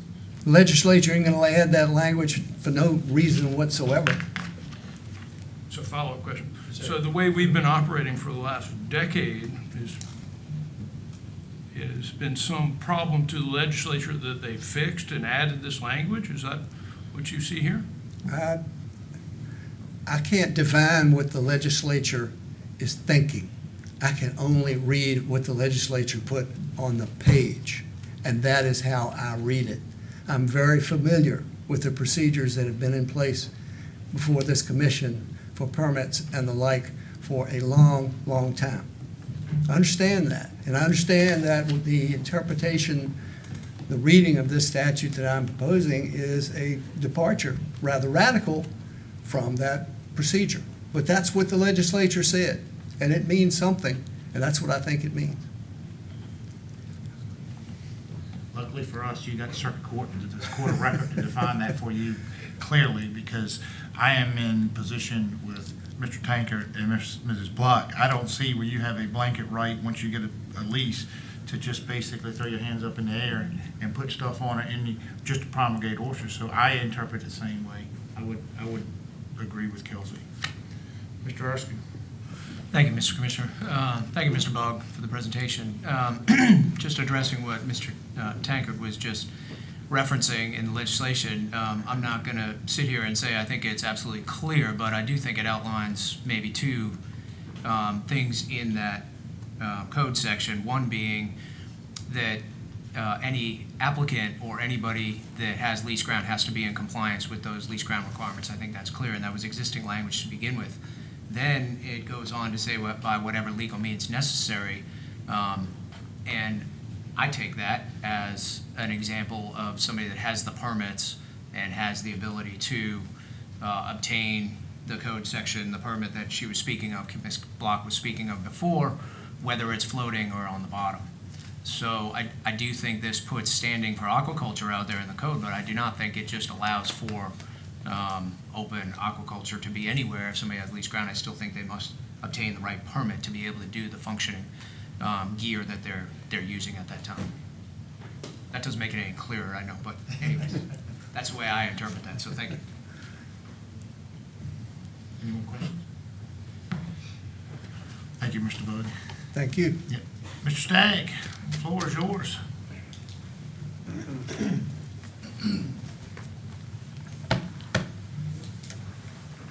So to start off, just the 618, and then I'm going to go into what I actually prepared to speak on today. And go through some slides here to give you a little more history of how we got to where we are.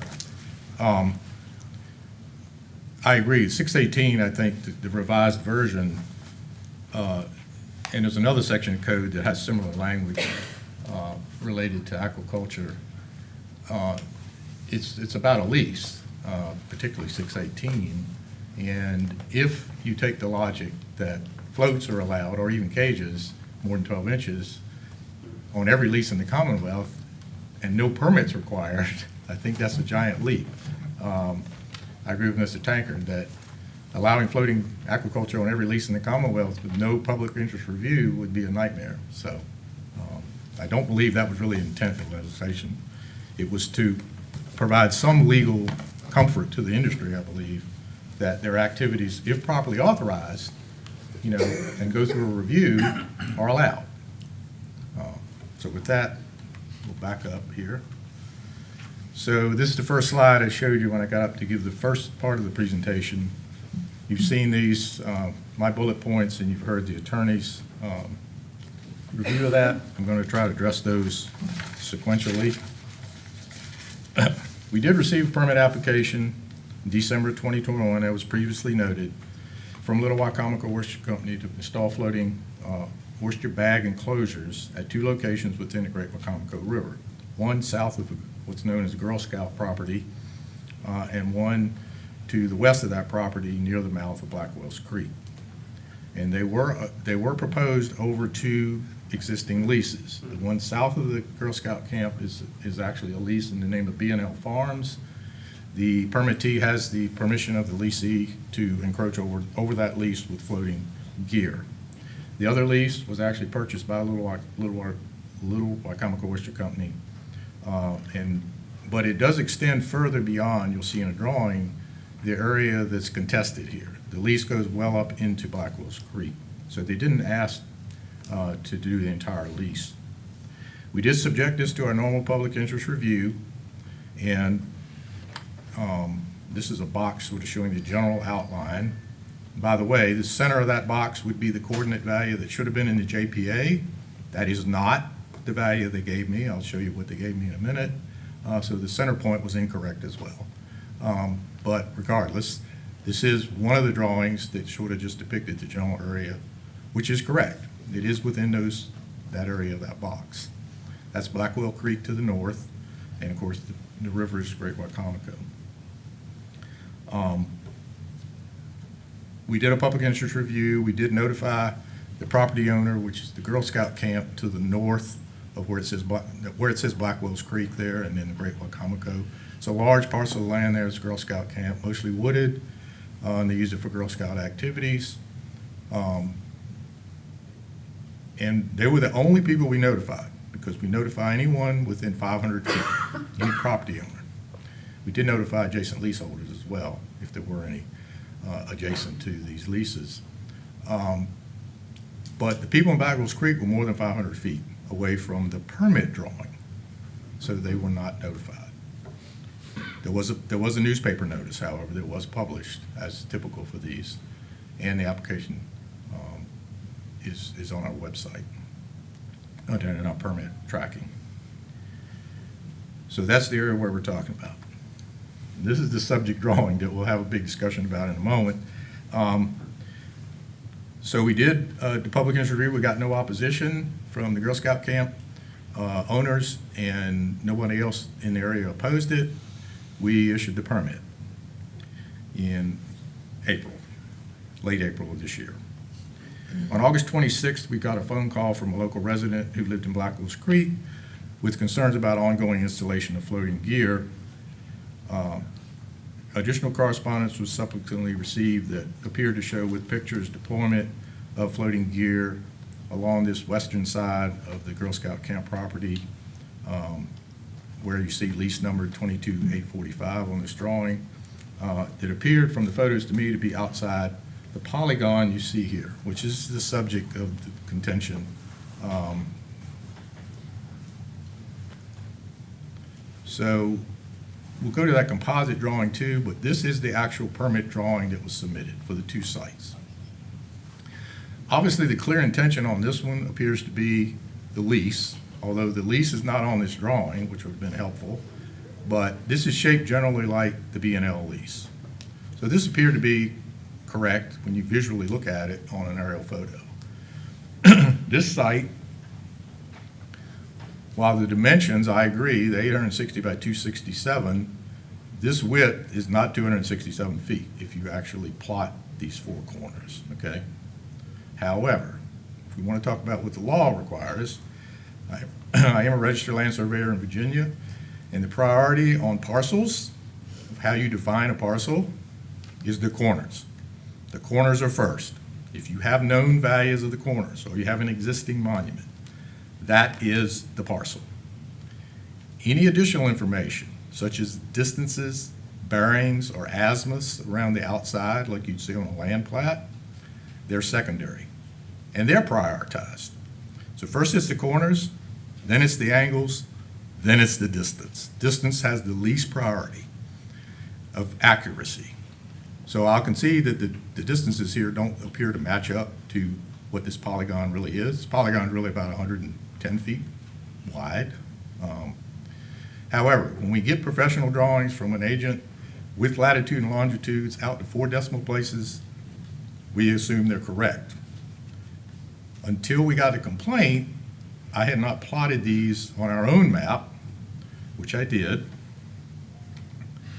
And this is the drawing you've seen previously.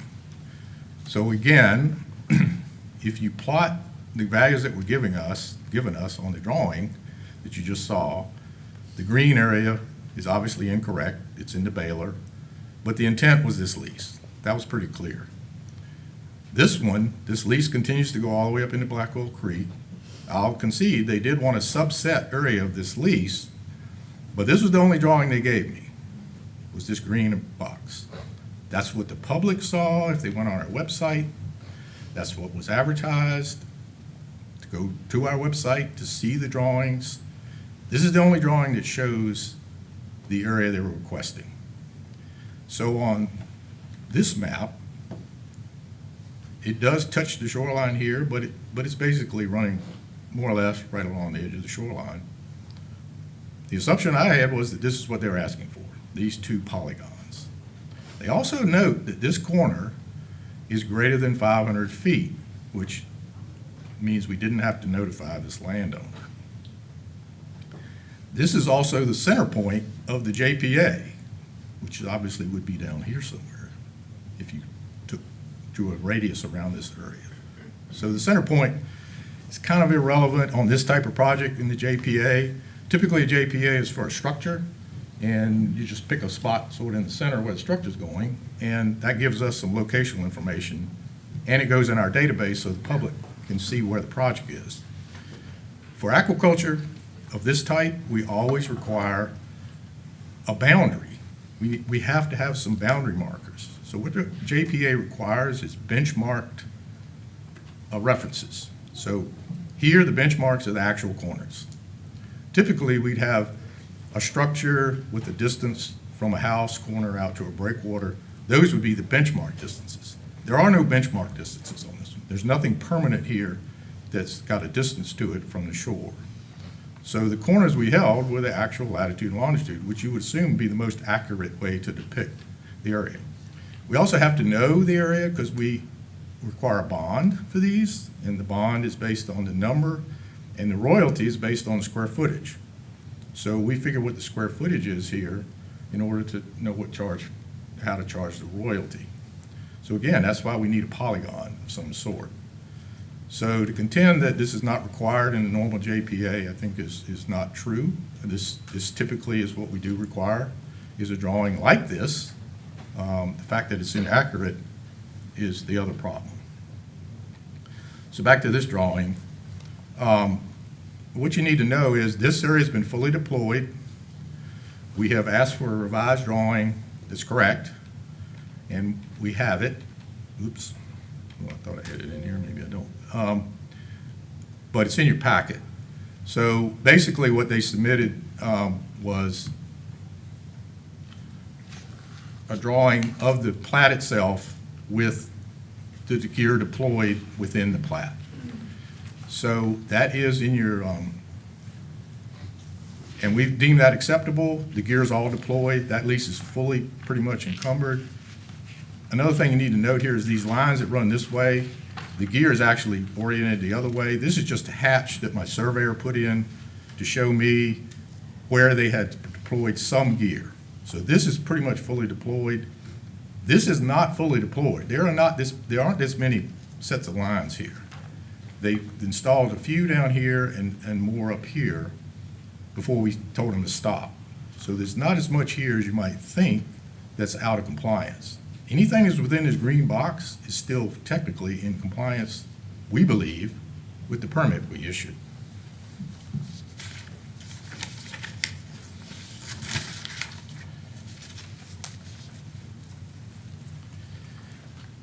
So we did deploy, when we got the complaint, both law enforcement and my commission surveyor for the area, Chris Myers, went up and actually field located this. We did discover that the southern line was slightly stuck over into the baler ground. We corrected that. No gear, I don't believe any of the gear actually encroached into the baler. The line was just sort of stuck a little bit wrong.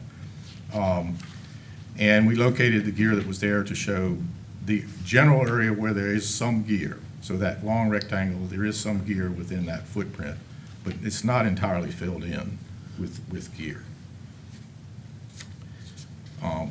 And that resulted in this one complaint and notice to comply that was issued.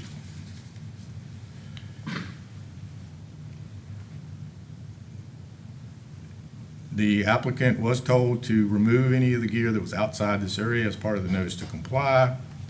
And we did take the stand that an after the fact here was not really appropriate. And that's up to the commission today, whether they want to change that or not. We did tell the applicant that they could request a modification. They could request to modify the permit to this, what they thought they were asking for the first time. And we do a public interest review. So remember this drawing that said this was 500 feet. Well, this polygon, is this polygon. So if this is what they wanted, they may be closer than 500 feet to the property owner, so they should have been notified, or they would be notified if they submit a modification to get what they really wanted in the beginning. One other thing to note, we did permit this as requested with this polygon. There is a pollution line here. There's a restriction line that runs right here. So this is the condemned area of Blackwell's Creek. So part of that little green polygon you saw a minute ago, this is the actual lease. Part of the permitted area is in the polluted area and part of it's not, which is allowed. And these are seed oysters, so they could be moved onto the lease as they get larger. But this will be an issue if the commission takes a stand that a modification is allowed. My suggestion would be, if that's the way we go, or even an after the fact, that perhaps we stay out of the condemned area, that the applicant agree to just deploy gear in this open area of the lease, if that's what they seek. just to clarify that. We did have some conversations by email about how to come into compliance related to sinking these. I did suggest that they sink these as one way to come into compliance. And albeit there's some small area of some of these that may actually be outside the lease footprint currently that are floating. What they proposed in that, this is the permit drawing. This is the type of gear they proposed. And I can't 100% say this is what's out there. There may be a different type of floating gear, but this gear is what they said they were going to put in. This gear is made to sink. It has screw-on ends. You allow it filled with water, it sinks. It's made that way for rough weather. So they could sink the existing gear they have on the lease to the anchors that are already on the bottom holding the floating gear on the lease footprint, and they wouldn't even need a permit. Or they could seek a permit to put it back up on the surface, with a modification. If there's some other gear here that's not sinkable, they can address that, but this is what they said they put in. This is sinkable gear. These are SEPA basket type, and it's made for rough weather or other reasons you need to sink it. VIMS can maybe address the oxygen level. I've talked to a number of people at Oyster in this area, and we don't believe that sinking these oysters to the bottom would cause the loss of 4 to 5 million oysters. That they should survive fine, particularly on a temporary basis, if they want to seek to bring them back up to the surface. And the applicant does have cages, empty cages on site. I've been to their site recently. They may not have enough to take care of all of these, I can't say that for sure, but they do have bottom cages as well that they could redeploy these, although we're not suggesting that. We're suggesting you just sink the existing ones on the footprint of the lease, as long as they're not more than 12 inches off the bottom. They don't even need a permit for that. That's allowed by regulation. So that was the gist of our rationale for the notice to comply. Some reference was made to other issues the applicant has had with both applications, and there were some erroneous drawings in other applications that I discovered after this was permitted. So I didn't know that there was a software problem with this agent until this permit was already issued, and this came to light because of the complaint from the local residents. But we permitted what they asked for, basically what the drawing showed. And we do believe there's a solution here that is not so onerous that it would adversely affect the applicant, other than they're going to have to do some work here to come back into compliance.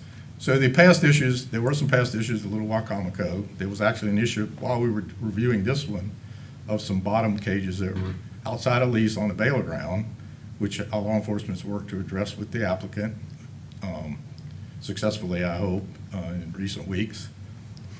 But I do believe the commission has to look at the entire action of an applicant when we're reviewing a permit or a violation.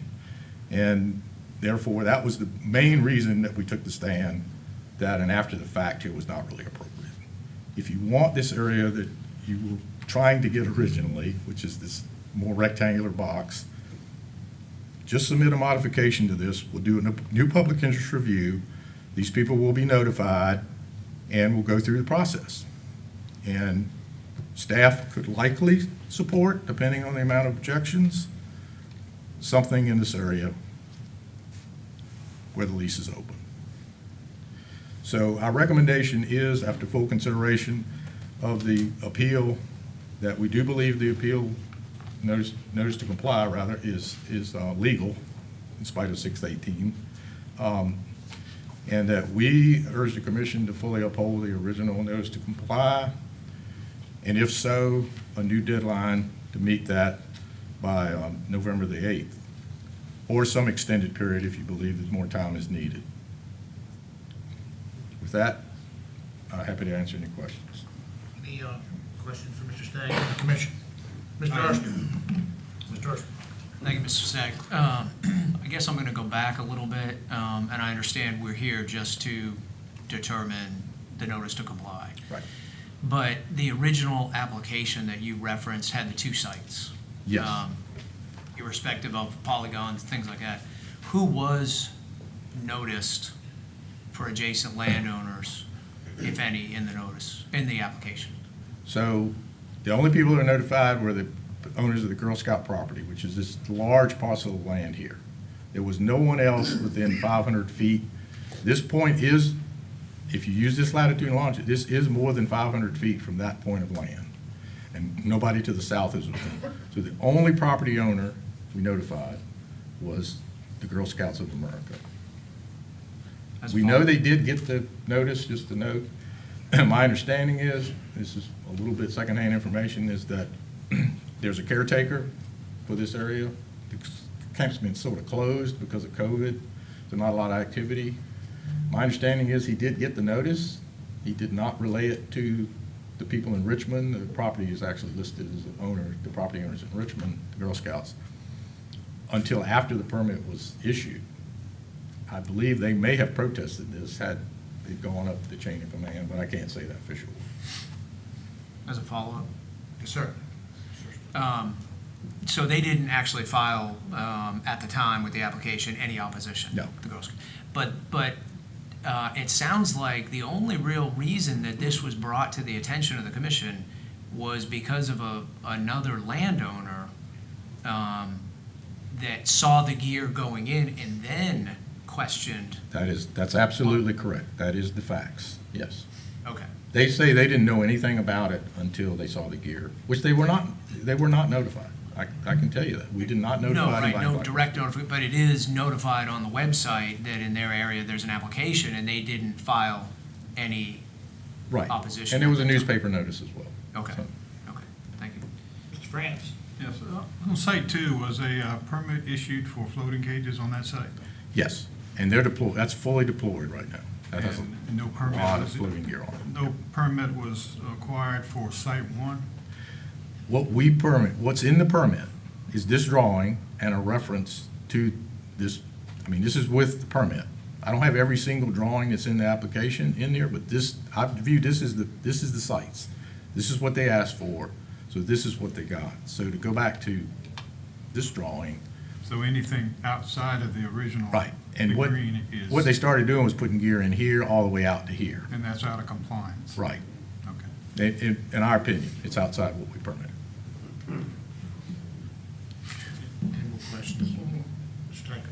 So, and then also to review the polluted area, does that include now the green polygon of Site 1? So I'll try to do this on the fly. Might be a little bit shaky. Maybe I can do it. I can get my mouse to work here. I can't do it. Well, basically, the polluted line runs from this point right here to this point. So parts of this are in the condemned area, but this part down here isn't.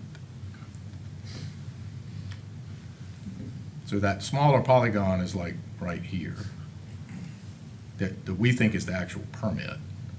So parts of the gear that's deployed and parts of that polygon are in the condemned area, which we can permit floating gear in a condemned area. I have some reservations about it, but if it's seed oysters, it's a little bit better than market because they'd have to relay them to a clean area and let them purge. When the seed oysters, they're more than 6 months from market, so they can be moved, around before they get too big. So, follow-up question. But you mentioned in your presentation that if you were to do it again, you would have permitted only in a non-condemned area. I think, it was some heartburn with a lot of this being in a condemned area, and it seems to me it would make sense now that if they seek a modification to get more like this box, that we still try to avoid the polluted area. But I mean, again, it would seed orchards, if this is what they want and they ask for a modification, the commission approves that today to move forward on that or after the fact, whatever you want to do. I think we go through a public interest review and we be back here if it's protested with a new recommendation. I have one question for you, Mr. Tank. My question is, if the suggested new ground that he wants, the new rectangle. Right. If that is done, if that was the original, would there have been more property owners that needed to be notified? Yes, I believe if, and again, it's because we've got an erroneous lat long, but this point is at or close to 500 feet. And if we re-advertise this at all, whether we notify these people or not, they're watching. One thing I didn't tell you is we've gotten a number of emails, both the commissioner and myself, in the last week. We clarified to people this was a notice to appeal, there was an appeal of a notice to comply.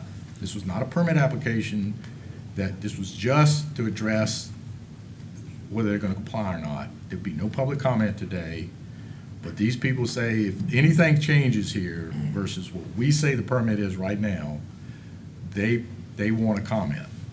And all of the emails we've gotten urge us to uphold the notice to comply, and then if future action happens, they've asked to be notified now. Yeah, there was a petition sent. And a petition as well was sent in with quite a few names on it. Mr. France? Yeah, so if this is resubmitted and redone, do you have to resubmit permission or to all the landowners involved again? Well, we would still use, this one's a little bit unique. You know, I would definitely notify the campground and anyone within 500 feet of this northernmost point this way. But I've had people specifically ask me if this goes back for a new modification or whatever, that they want to be notified. So I have emails from them asking for that. I don't think that's a problem, because if we notify one person here, they're all talking to each other. I mean, we'll get a response. I was just thinking about the Girl Scout camp, the people in Richmond maybe didn't get notification in time.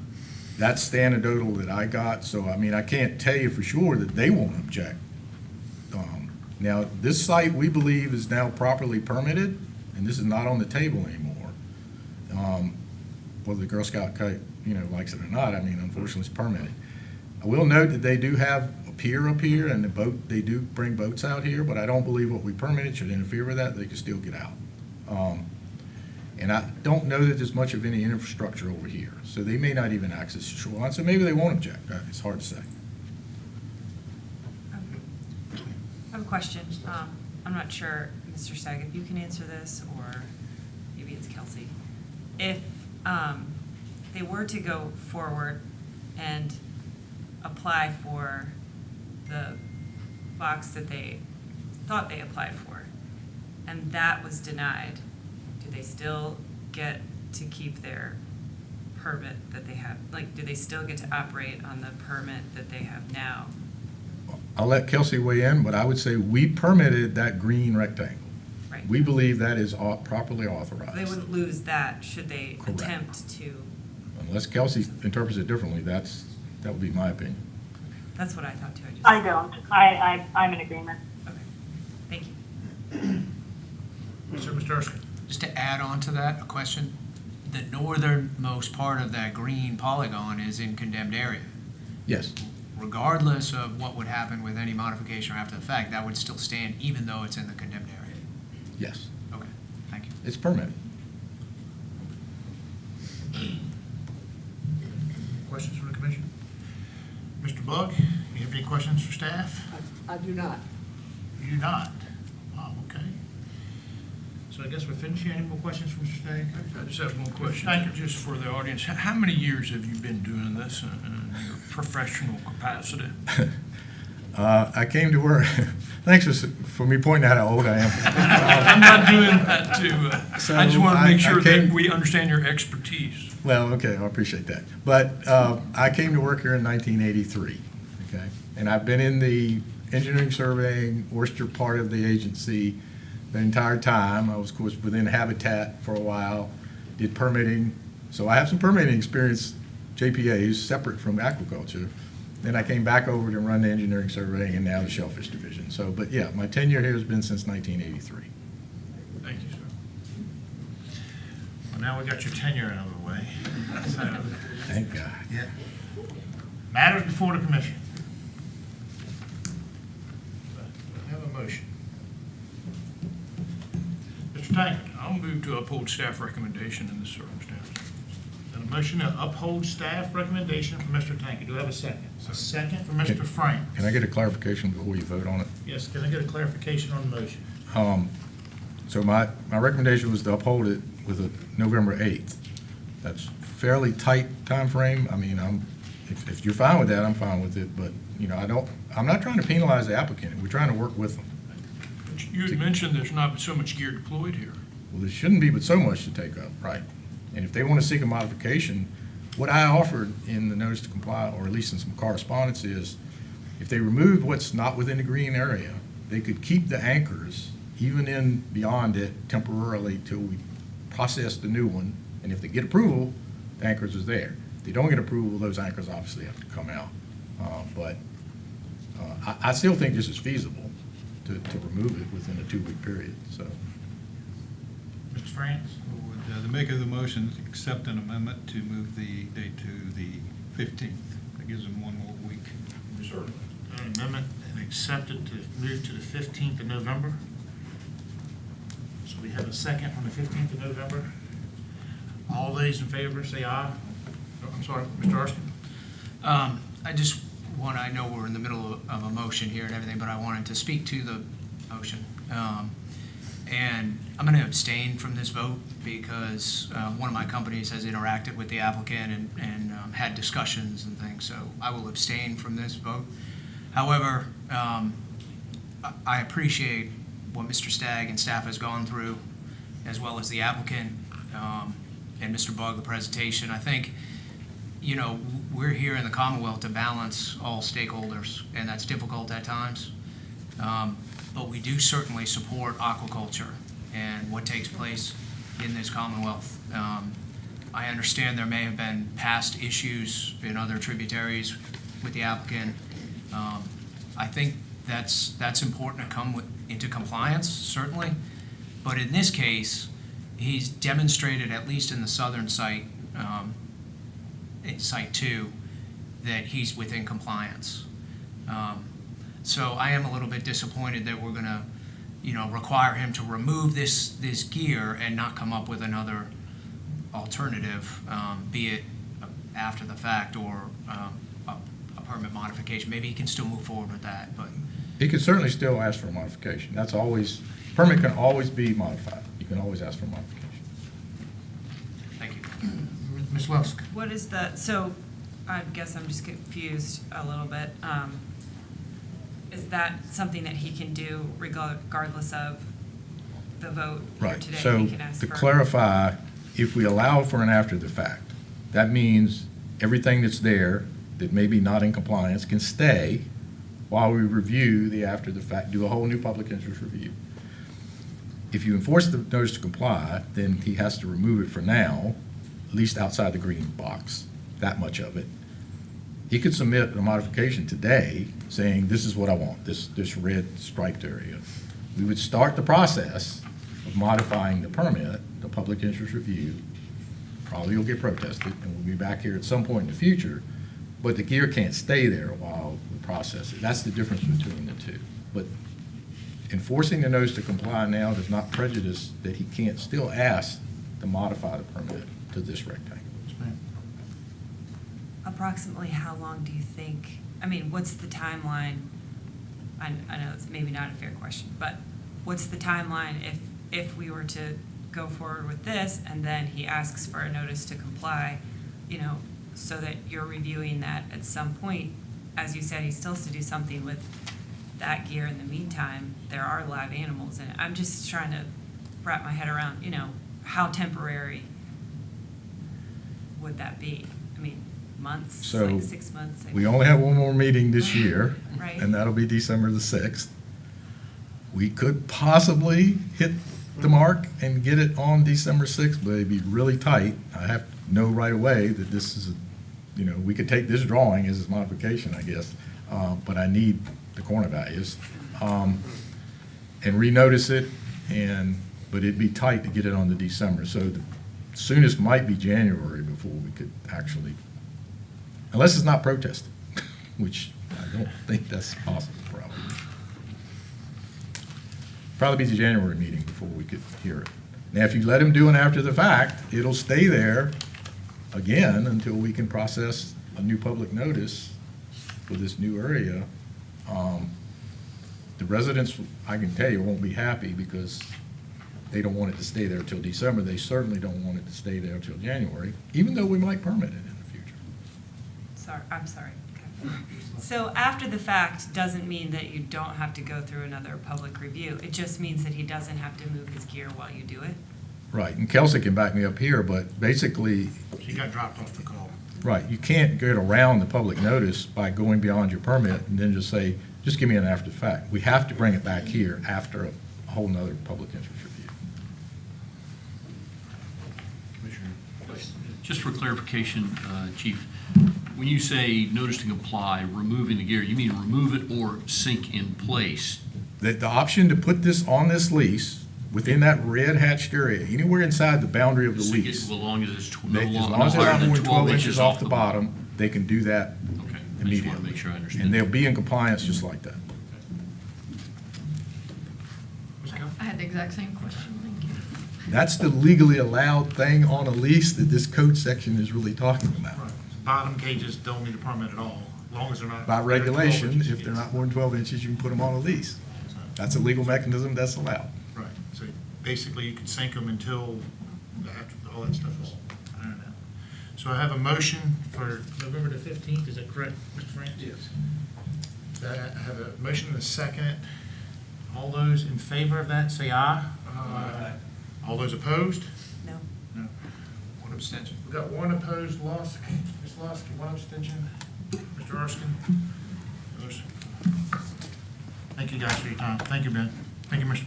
Buck. You guys want to go through this or stop for lunch? Let's go through. This one is nowhere near as complicated. Thank you, Ben. Thanks for the less complication. I like it. Yeah, this one, I hope, was fairly straightforward, I hope. So this is back to something more normal. It's unfortunately normal now for me is that transfers now can be protested, and this one is. So this is a request to transfer an Oyster Planting Ground lease from Michael McGee to Jennifer Young. Transfer number 2021-530. The request was to transfer an entire lease of 5.07 acres of grounds within Chincoteague Bay in Accomack County. The transfer was protested. We did some notifications of landowners, and it was protested by two nearby Highline property owners. Additionally, you'll see here in some additional drawings I'm going to show you, we did resurvey this lease because it was encumbered by the more recent constructed bridge connection from the relocated bridge from the mainland to Chincoteague that used to go through Marsh Island, now avoids it, but the people on Marsh Island had to have a way to get back off the island, so they reconnected the new bridge to Chincoteague to Marsh Island with an ancillary bridge. I've reviewed the commission minutes. That was heard before the commission, the VDOT bridge project, because there was some issues with the Oyster ground. A number of leases that impacted. It's not clear to me why we didn't fix those leases at the time to cut out the area for the highway department so they'd have a right-of-way, but we didn't.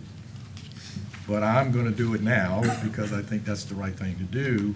So you'll see that the area has been shrunk considerably. The applicant is aware of that, and while they, of course, like to have 5 acres, some of it they can't use anyway. It's underneath the bridge. So this morning, before we get too far into this, complicated slightly, one of the protestants sent me 2 emails this morning at 9:23 and 9:25. And it's lucky that I saw them before I came in here. But one of them is just a reiteration of his objections, which I'll cover in the eval. The second one is, and I want to clarify this for the record, he formally is asking that this be deferred for 90 days because his contention is the formal notification that all interested parties were not notified of the meeting for the lease transfer of the island. Yeah, this is him speaking. This is Mr. Roger Latale. I contacted some residents of the condominiums on the island, and they're unaware of the meeting and stated they did not receive a notification. So for transfers, we do notify Same way we do for applications.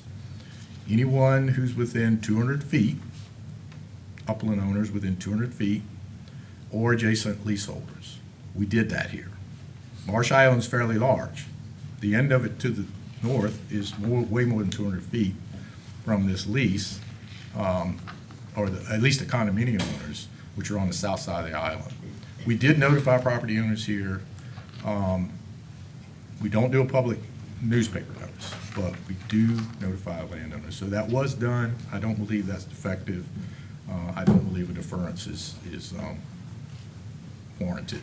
So I'm going to proceed unless the commissioner thinks otherwise.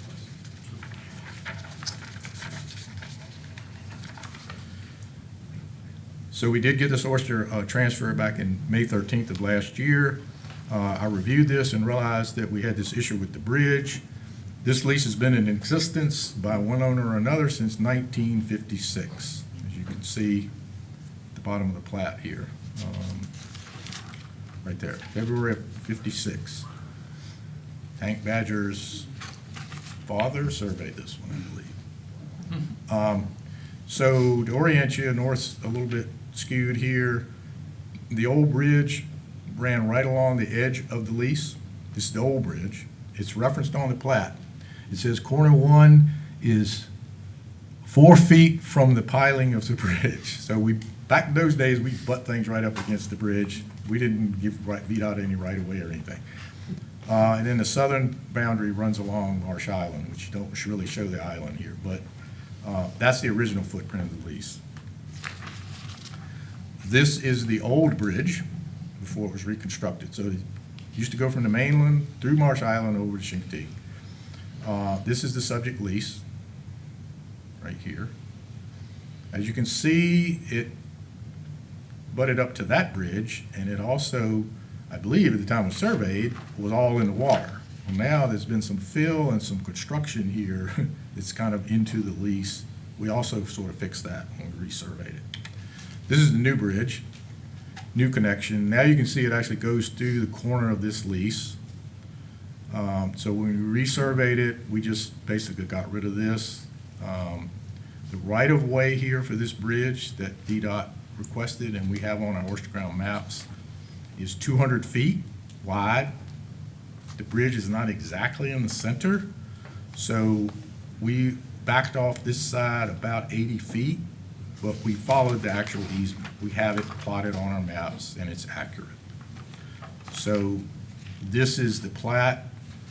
The lease used to go under the bridge, the new bridge, and back. We cut that little triangle off. We moved corner 3 offshore a little bit to avoid that fill and construction so that the lease wouldn't be encumbered by any other encumbrances. And this is what's left, so it's 3.71 acres. So that gets us through why we altered the lease, basically. We did receive objections from 2 property owners. And one of them is Mr. Roger Lateo, who I referenced earlier. He did originally purchase this back in July of 2021. He stated his concerns were that this area has shoaled up considerably since the bridge was built. And I believe that's maybe some truth to that. I think the applicants can attest to that, the Youngs. However, I wrote back and asked him, what was his specific concern about the lease itself, that the bridge was a VDOT issue. If he had issues with shoaling, he needed to contact VDOT. I don't know that there's any alleviation of that, but that he had concerns. He did eventually say that there's floating, there's aquaculture gear here that the transferee, they have leases and they have a permit here too for floating gear. So he did eventually state, that he didn't want gear here that would block his access to get in and out, which I understand you can only really do at high tide anyway from this island because it is pretty shallow. Obviously, if this is transferred, the leaseholder has the right to put bottom cages on it, but only if they don't cause more than minimal impact navigation. They couldn't block his access to his pier. And there's also quite a bit of SAV in this area, so placement of bottom cages might be limited where that could be done on this lease, even after it's transferred. Mr. Latier was pretty adamant that all leases in this area should be terminated. And I wrote back to him and said, well, that's not really possible. Even the agency doesn't have the authority to terminate a lease except for non-payment of rent. We can alter one during a transfer, and we're doing that here to reduce the encumbrance where that building and pier is, and to fix the issue with the bridge. But other than that, we can't terminate it. He then wrote back and wanted to know who had jurisdiction over this. And I said, we do at the agency.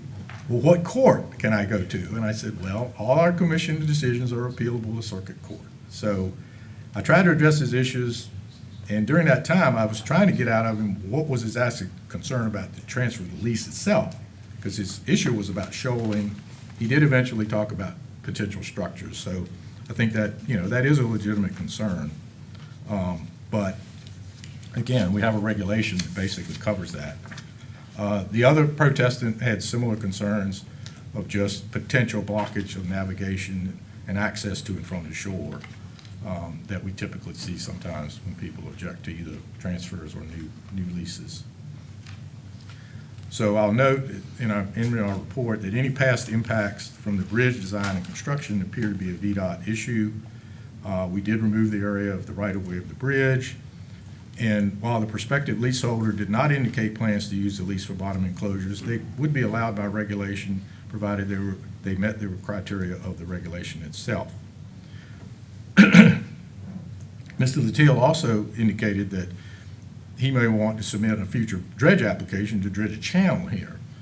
Well, again, I informed him that he'd have to have the leaseholder's permission to dredge through their lease in order to do that, and that there was a considerable amount of SAV in this area, and the odds of getting a dredge permit in this area from both the Commission and the Army Corps might be problematic, and left it at that. The leaseholder does have adjacent leases and does have permitted floating gear in the area. I believe they just want to add this additional area to their portfolio, but I'll let them address that specifically. So while staff is sensitive to the concerns of both protestants about navigation, we have reviewed aerial photos in the past in the area, and much of the area has always been pretty shallow in nature around the island. And that if it's a shoal in recent years, it may be directly related to the bridge, but we do not believe any lease activity has caused any of the additional shoaling. This lease has been in existence since, as I stated, since 1956, and we've had no complaints of past use.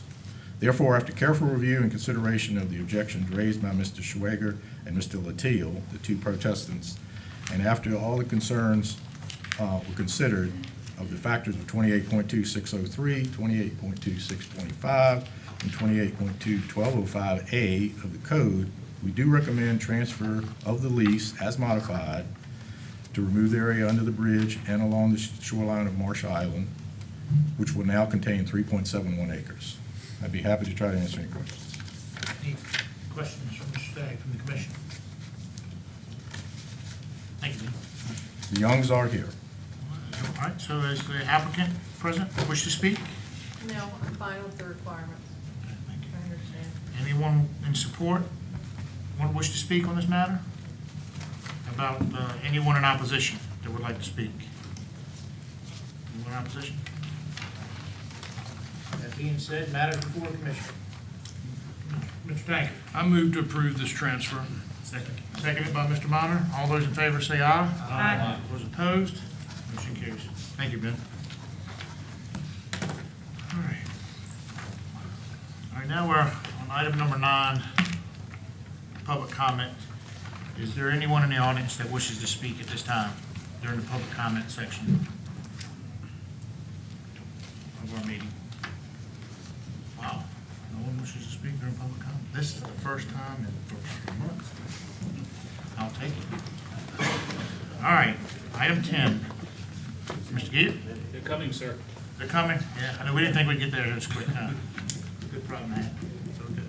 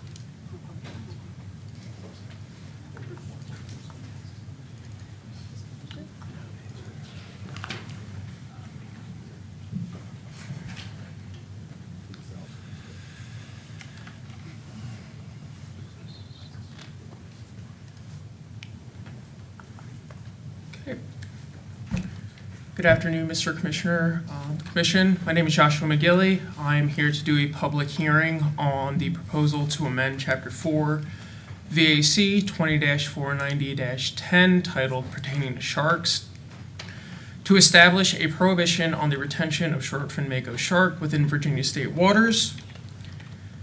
Atlantic short-fin Mako sharks are managed by the International Commission for the Conservation of Atlantic Tunas. The acronym is ICAT.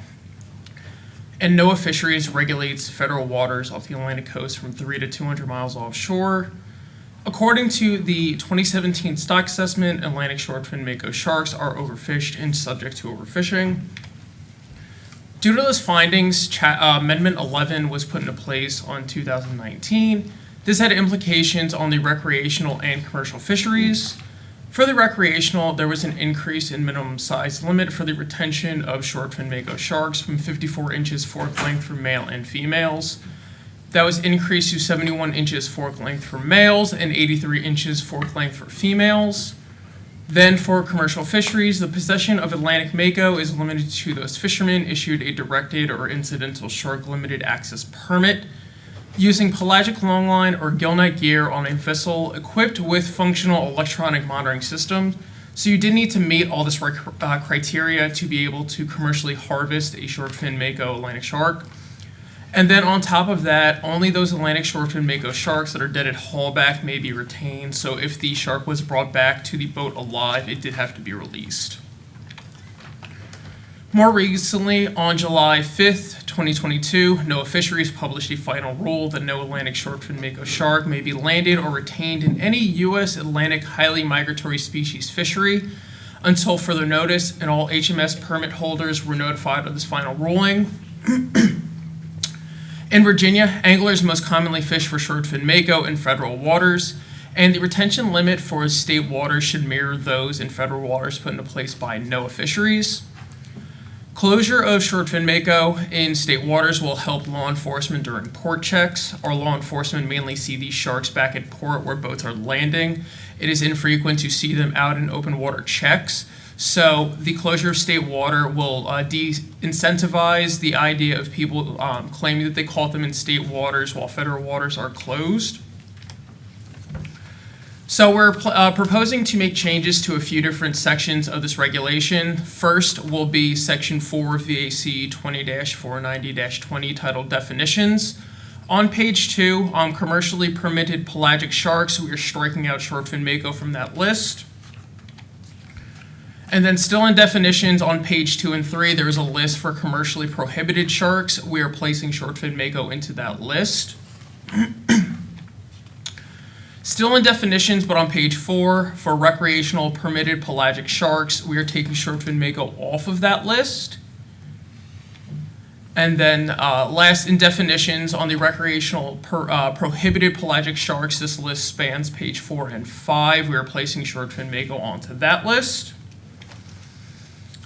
And then also in Section 4, VAC 20-490-40, titled Recreational Harvest Limitations and Gear Restrictions, on pages 6 and 7. For Section D, we are going to strike out 1, 2, and 3 from, and then retitle just 1 and 2. And then in subsections, originally 1, 2, and 3, we are striking out subsection 1 and then renumbering 2 and 3, 1 and 2. So staff recommends the Commission to approve amendments to Chapter 4 VAC 20-490-10 pertaining to sharks to establish a prohibition on the retention of short-fin Mako shark within Virginia state waters, and staff has received no public comment on this issue. I'm happy to take any questions. Any questions from the Commission? Thank you, sir. Okay. Is there any speakers in the audience in support this action? Any speakers in opposition? Makes it easy. Matters before the Commission. Move to approve staff recommendation. J.J. Motter moves to approve staff recommendation. Second by Mr. French. All those in favor say aye. Aye. All those opposed? Thank you. Thank you so much for your time.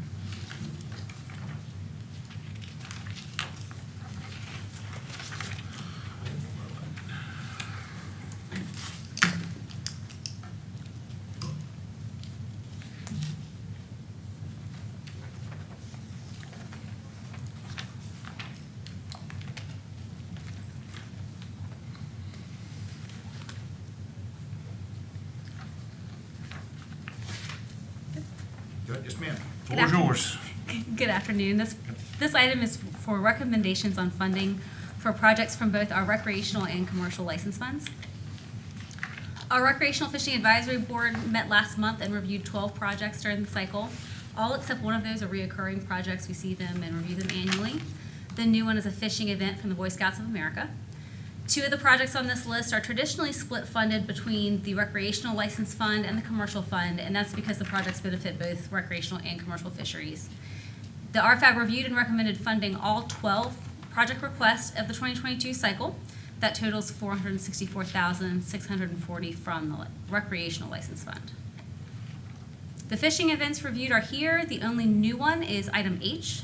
That is the Cub Scouts Fishing Clinic, and this will be our pilot year upcoming. If you notice, all of these events are for next summer or fall.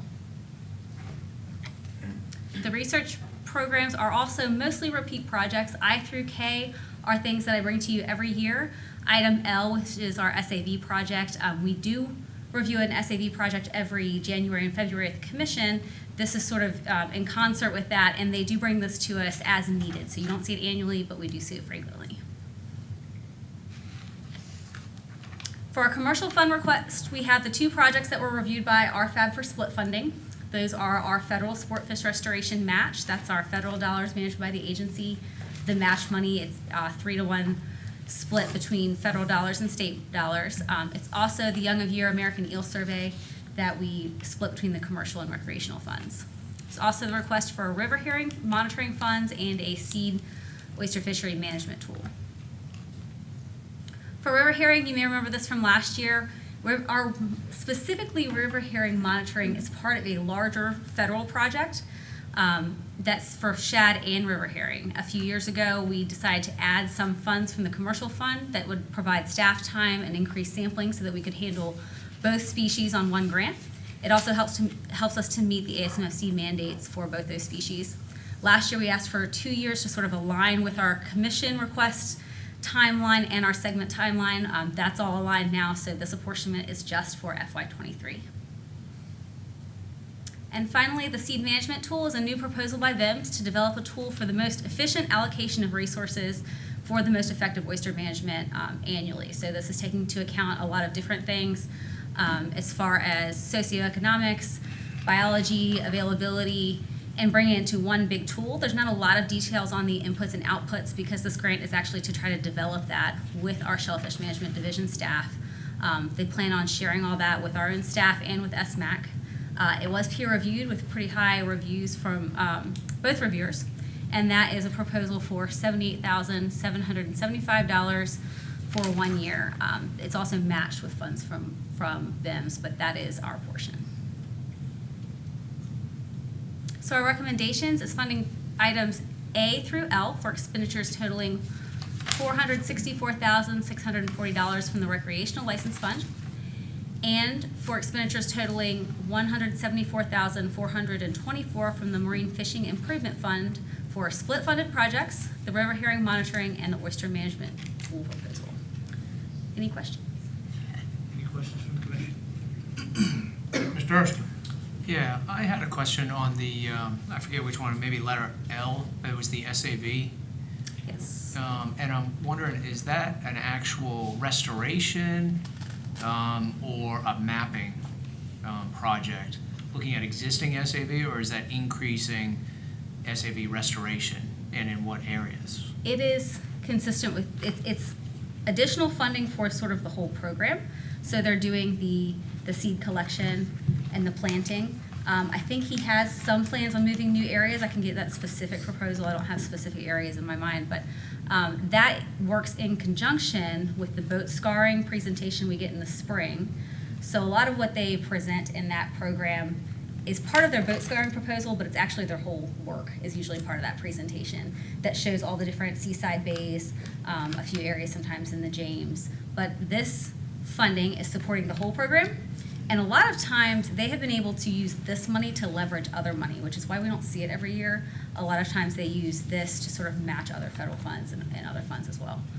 I can provide the specific application if you'd like. That's okay. I was just wondering if it was restoration, expansion of the program, or It's consistent with the Part of the program. larger Yeah, I don't think it's any new, this $99,000 isn't for an entirely new segment, it's to continue the existing segments. Thank you. Mr. Minor? Yes, who should we connect with, especially like in the central Virginia area where we're close to the James River? There are a lot of nonprofits that's trying to introduce youth in the area to fishing, to different parts of Virginia as far as with waterways, rivers, creeks. And just want to know who can I talk to on staff to see if they can apply for this in the next cycle as well. Me. Okay, So applications are due April 15th, unless it's a weekend annually, so talk to me. And the only real limitations we have, making sure that they're going to be fishing in an area for saltwater license versus fresh. But listen, we have plenty of examples of really successful programs, and a lot of those who have been running those successful programs are really great with kind of mentoring new people trying to start something. And I think this is great. And we just want to introduce youth in impoverished communities to fishing and things like this. I'm your contact. Appreciate you. Thank you. More questions? No? That being said, matters before the commission? Move to approve staff recommendation. Bonner moves to approve, second. Tankard, second. All those in favor say aye. Aye. All those opposed? One abstention. One abstention. Mr. Branson abstains. That being said, there being no further business, the meeting is adjourned. The commission meeting will reconvene Tuesday, December the 6th, 2022.